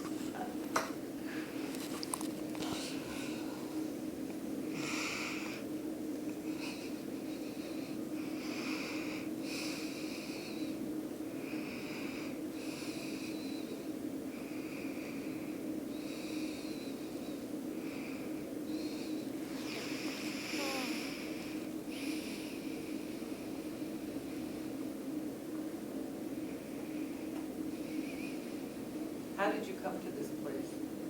What was your story? I thought that's what you were going to actually introduce. I started to, but I got distracted. I really want to hear. You know, you reminded me of something when you said that, the way you said it. There's this new guy joined the staff, a technical guy. I think he's from India. They have a different kind of sense of humor. So he, you know, Donna was introducing him, and he's a really pleasant guy. And so I was curious about how he got here. So I said, "How'd you get here?" Now if I said to you that, you're asking that question. How did you live into this place? But no, his answer was Google Maps.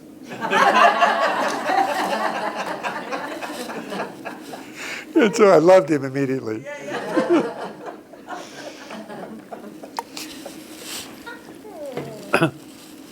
And maybe that's how we do it. We want to get to a certain understanding, so we Google it, or Godle it, however you want to say that. And flag goes up. Oh, it's there. How do I get there? Well, press this button, and a blue line shows up. And you go down this road, and you'll get there. And that's your life. So maybe, you know, it was a good metaphor. Kind of liked it. So, let's see. We had some highlights here. I was born and in Missouri. And so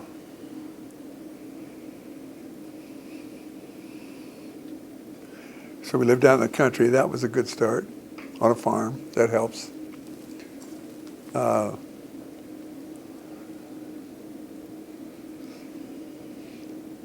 I went to church and saw a picture of a smiling Jesus. That was a plus, because all the other stories about Jesus were scary. So that's pretty young.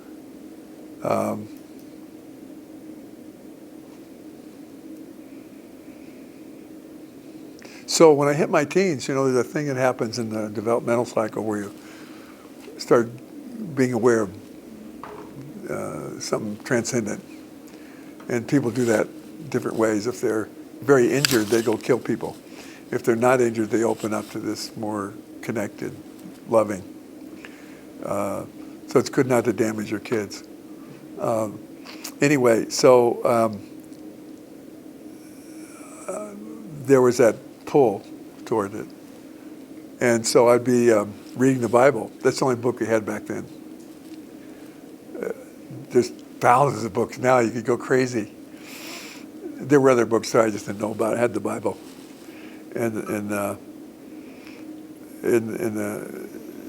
I'd be couldn't make much sense out of it listening to the preachers, but I was reading the Bible, and this energy would show up and start explaining what it said, and it worked best with the things Jesus said. They'd be like a red letter Bible. I'd read you know about red letter Bibles? You're more into this than you let on a minute ago. I'm a PK, A what? preacher's kid. Oh, wow. But I was a Christian educator for 10 years in a Montessori school. And I had to teach young children about that smiling Jesus and keep it. Yeah, keep it at that level. Keep it at that level. Oh, I would have loved to have been in a Montessori class with you. So anyway, I just got the picture. And they were nice at that point. They give you ice cream. So they weren't trying to do much to you. So anyway, where was I? So that started to open this up. You know, we talk about, you know, someday you'll do these things and greater things. So that's different than this guy preaching about shaming me into little things. See? So there's something off here. So I was off on my own course. And the next thing that happened, I was in a sensory deprivation experiment where I was in a room without any light or sound for 3 days. And that was great because, you know, you stop paying attention to all this and other. It didn't work out so well for some of the other people in the experiment, but I was just in these other worlds. So that just clicked the whole Bible into focus when people talk about other worlds. Oh, they're real. It's experiential. So I had that piece that the other levels and dimensions are experiential and have a different energy and the light. I guess that's where I first started getting into the colors because the light came out of things instead of bouncing off of things. And so that was a big shift in terms of, there's a world of reflected light, there's a world of radiant light. So that got me tracking. And then I started reading other things. I didn't skip that part in my previous talk. Then I started meeting people that delivered real experiences instead of philosophy. They weren't pedantic, they lived it. So a couple of teachers came along. And Dr. Hunter, who did Quimby Center, and John Roger Hinkins, who did like sound current practice. And so I met these people and they were great guides. And then reading stuff and trying stuff out and just what life brought forward.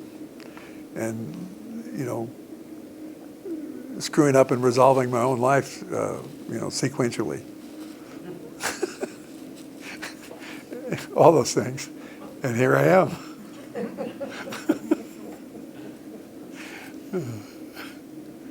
So is that good enough?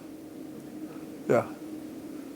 I did. I got distracted, and I promised I would talk about my history, so you could talk about your history, and got distracted. So are we caught up now?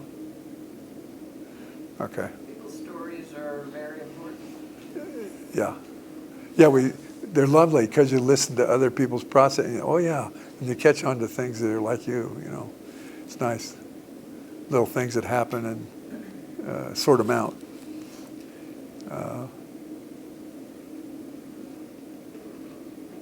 Okay. Yeah. Talk just a little bit to me about Southwestern. You have to talk louder. Could you talk a little bit just about Southwestern as its kind of own entity, and where do you see it at now? How it got its. Just if you think about Southwestern College as its own being, Yeah, that's a good thing to do. where do you see it right now? Let me Google it. I bet we show up on Google Maps now. So that's an accomplishment. When you Google Southwestern College, I bet it's going to show up. And if it doesn't, put Santa Fe. And then do a little blue line and you get there. So anyway, yeah, it's an interesting history. We started out with that kind of seed vision, very simply. Had to find ourselves in terms of curriculum, what kind of curriculum to do. We finally discovered early on that the logical one was counseling because of the energy healing and the Quimby stuff, and as I talked about earlier. So we did counseling and developed that. And then someplace along the line, I did a class up here, and a lot of people showed up, and we just had 3 or 4 down in Alamogordo, so we moved up here, and it started to flourish, sort of. And we wanted to get better known, so we started having the Transformation and Healing Conference as a way to share what we were doing and draw people in. And then we discovered getting accredited was different than we thought it was, so we had to change all the names of everything and get it to match. We finally did that, finally got on candidacy, so then we could get student loans and people could get licensed with our degrees. And but along the way there were, there was it's almost like a force tried to destroy the school. And so we had different kinds of conflicts come along. One was they fired me once. I don't know why now, it doesn't matter. But it made way for something. I could only do so much. There were certain areas I wasn't good at. So we had a sequence of presidents that did certain things well. Like Mary Lou finished the accreditation process that we started. Then the next guy got this building done and some other things, and then Ann came along. And then in one of the transitions, we had a board that didn't get the school and almost destroyed it. So we really had to work from the spiritual side to get that through. We got through that. It's not time to really go into details about that. But anyway, then we had one student rep on the board that got it from here, and the rest of the board got him to resign, and then we rebuilt. And that worked. And then Ann came along, and she's really good at bringing it all together.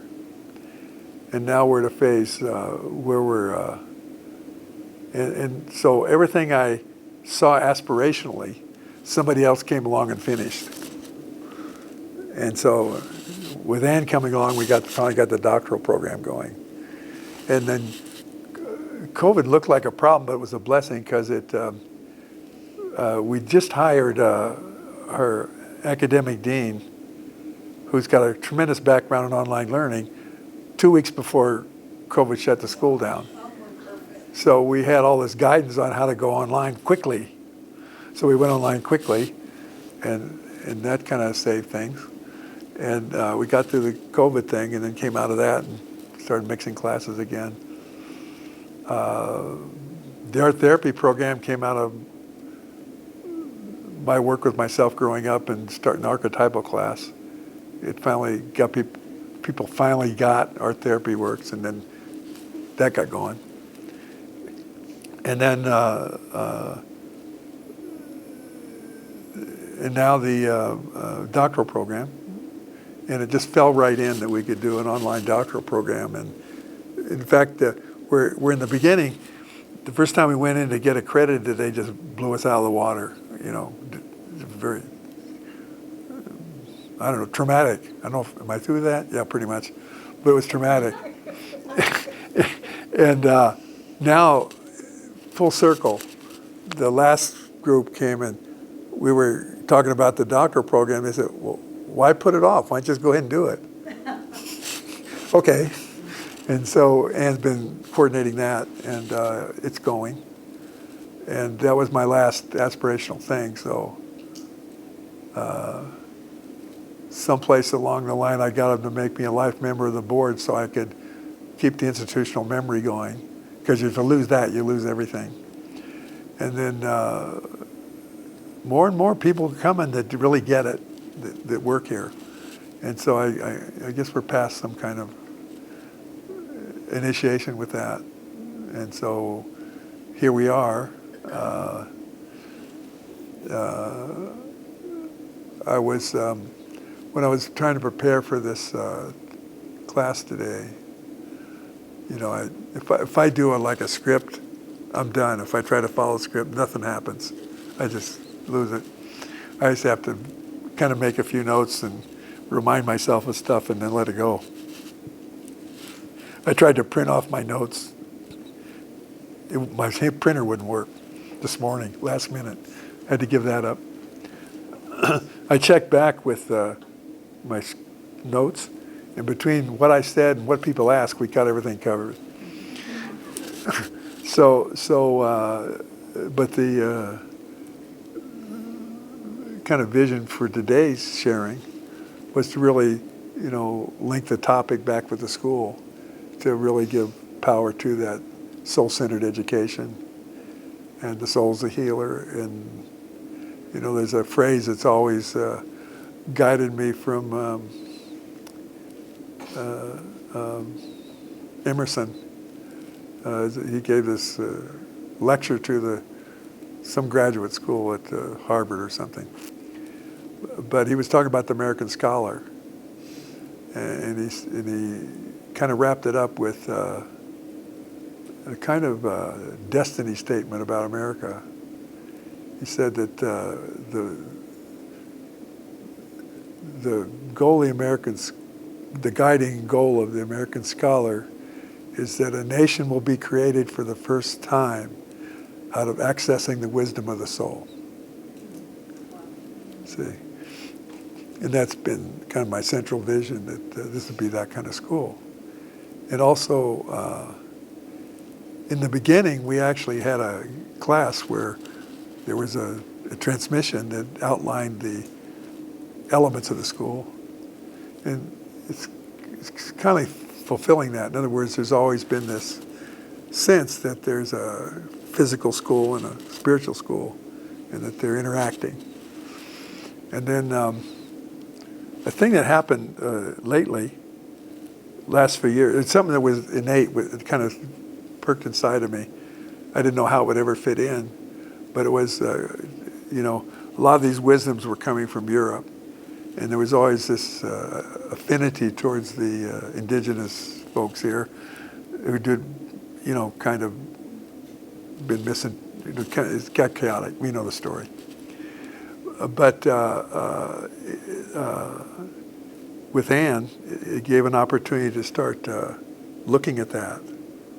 So there's this component that comes in now of kind of integrating with that, the Native American wisdom, and how that worked into the destiny of America, and how it worked into, and this happening all over. Like there's some land being restored, and there's a really interest. So there's a wholeness to it, you know, where, especially when I talk about gratitude, that's central. See, so we're coming into that phase where we're really getting a bigger picture of what the role of this school might be with the doctoral program. You know, visionary practice and regenerative leadership.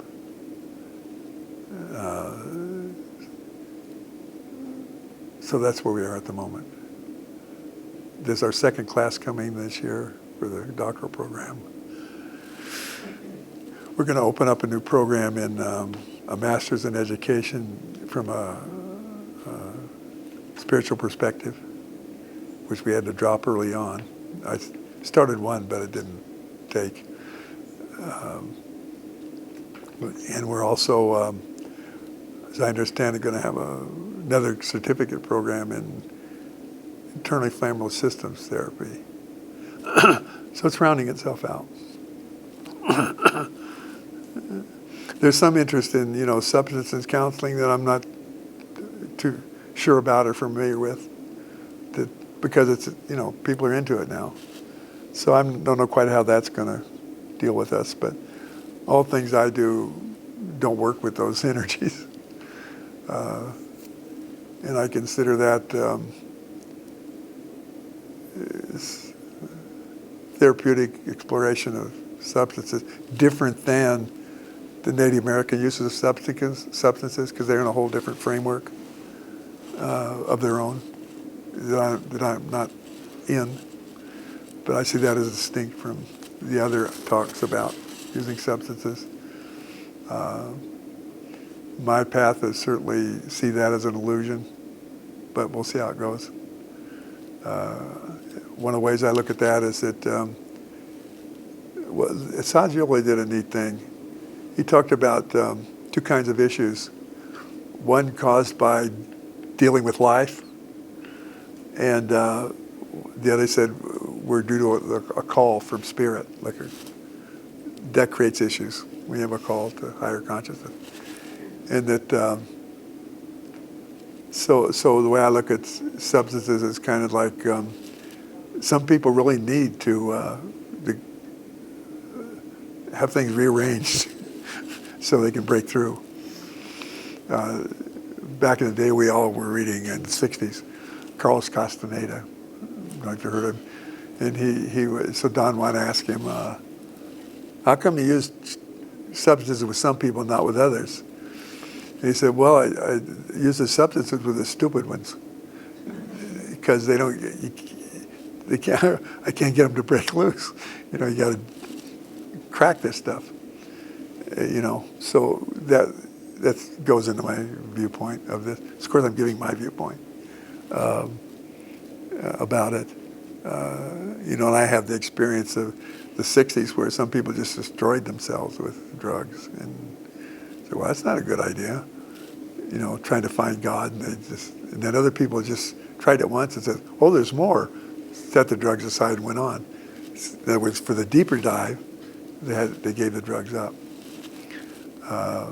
So there's that conversation in the school. I don't know where that's going. I'm trying to stay neutral and open to it, figuring God has a part for this. And I look at the world and said, a lot of stupid people in the world, maybe they need these drugs to shake them loose or to reconnect something that got, broken. So maybe it's a good thing. So I'm staying open to that because I don't know what to do with those stupid people. Because if they don't, like I came in here and just was like, wow, this is all home folks. We've even done this before. There's such a familiarity of the energy. So you can pick that up. And so the school's also a magnet for those kind of people. And so they come together, and when we join together and start studying these things, and it opens up to, new possibilities. So I see the school keeping open to new possibilities, which is very exciting. So.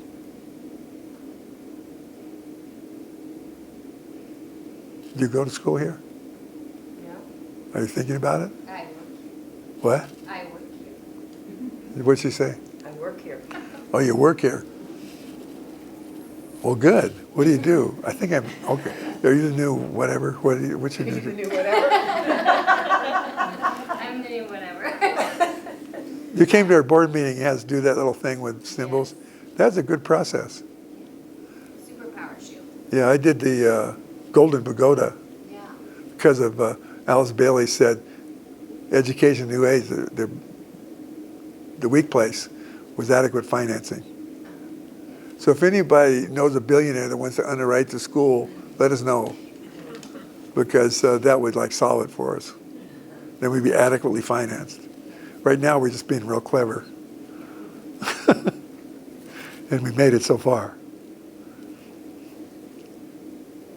What was your job?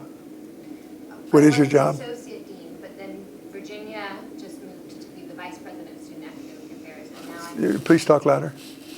I was the associate dean when I came in, but Virginia, who was the dean, now just moved to vice president of student academic affairs. affairs, and now I'm the dean of student affairs.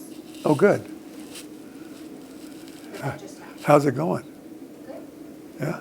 She Good. does a great job. She does. Yeah, well, I was impressed at the board meeting because and the board just really took it up. I said, God, if I had this board in the beginning, we would have avoided a lot of problems.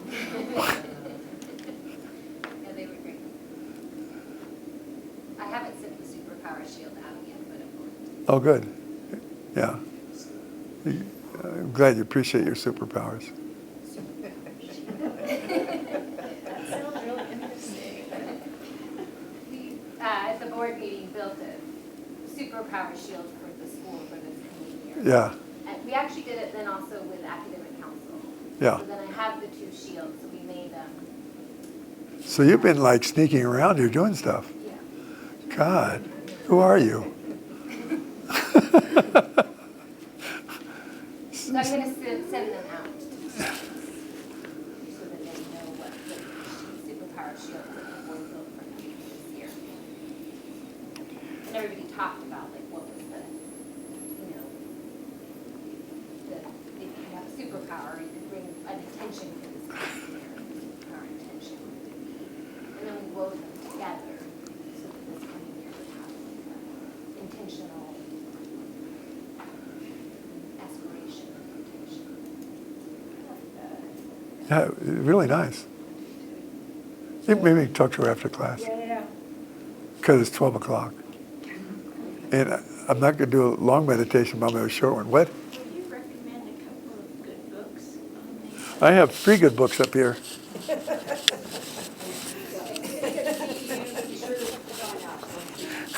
Thanks for reminding me. Anyway, that's our website. Has classes we do. This book, Eyes Made of Soul, Theory and Practice of Noetic Balancing. Eyes made of soul? Yeah. You can look at them in person up here. I'll leave them out. It's all about the aura balancing, the energy work. It's very good. Especially if you're a counselor, it gives you a lot of ideas. That one. And then there's this one that Carrie and I put together, Power of Love, and the subtitles, The Ways and Means of the Power of Love, of course. And it's a whole curriculum, mystical curriculum. It's the foundation course for the people we teach the noetic balancing to. A lot of good stuff in here. Some of it's probably nonsense, but you can skip that. But you'll get some good ideas if you're for your life and how to do things.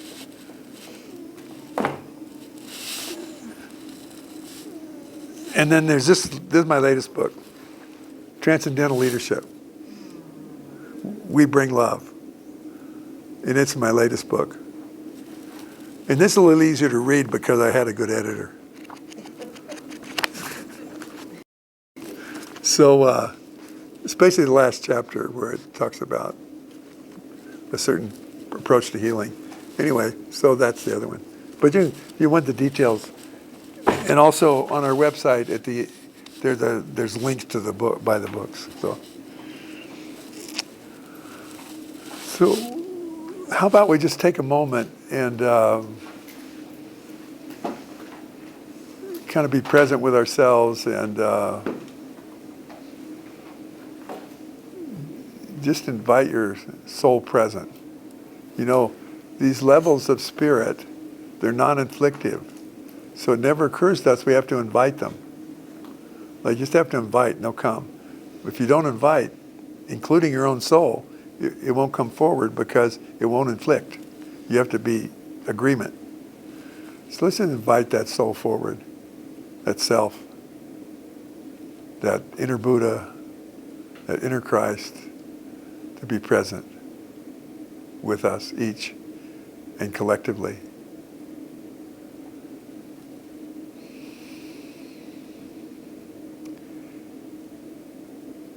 And just wrap yourself in that.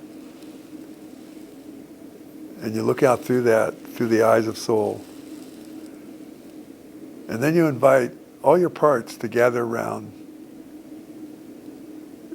Suspend the judgments you have about them. There's no bad parts. Invite them around to gather with your soul. And invite that conversation that leads to the places you need to heal, the places that are forgotten, and reconnect and remember that you come to bring love.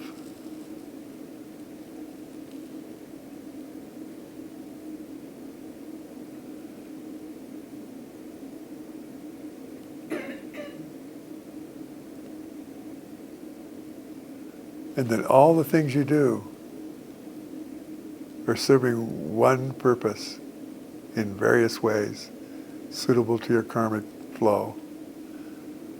And that's to transform yourself into loving.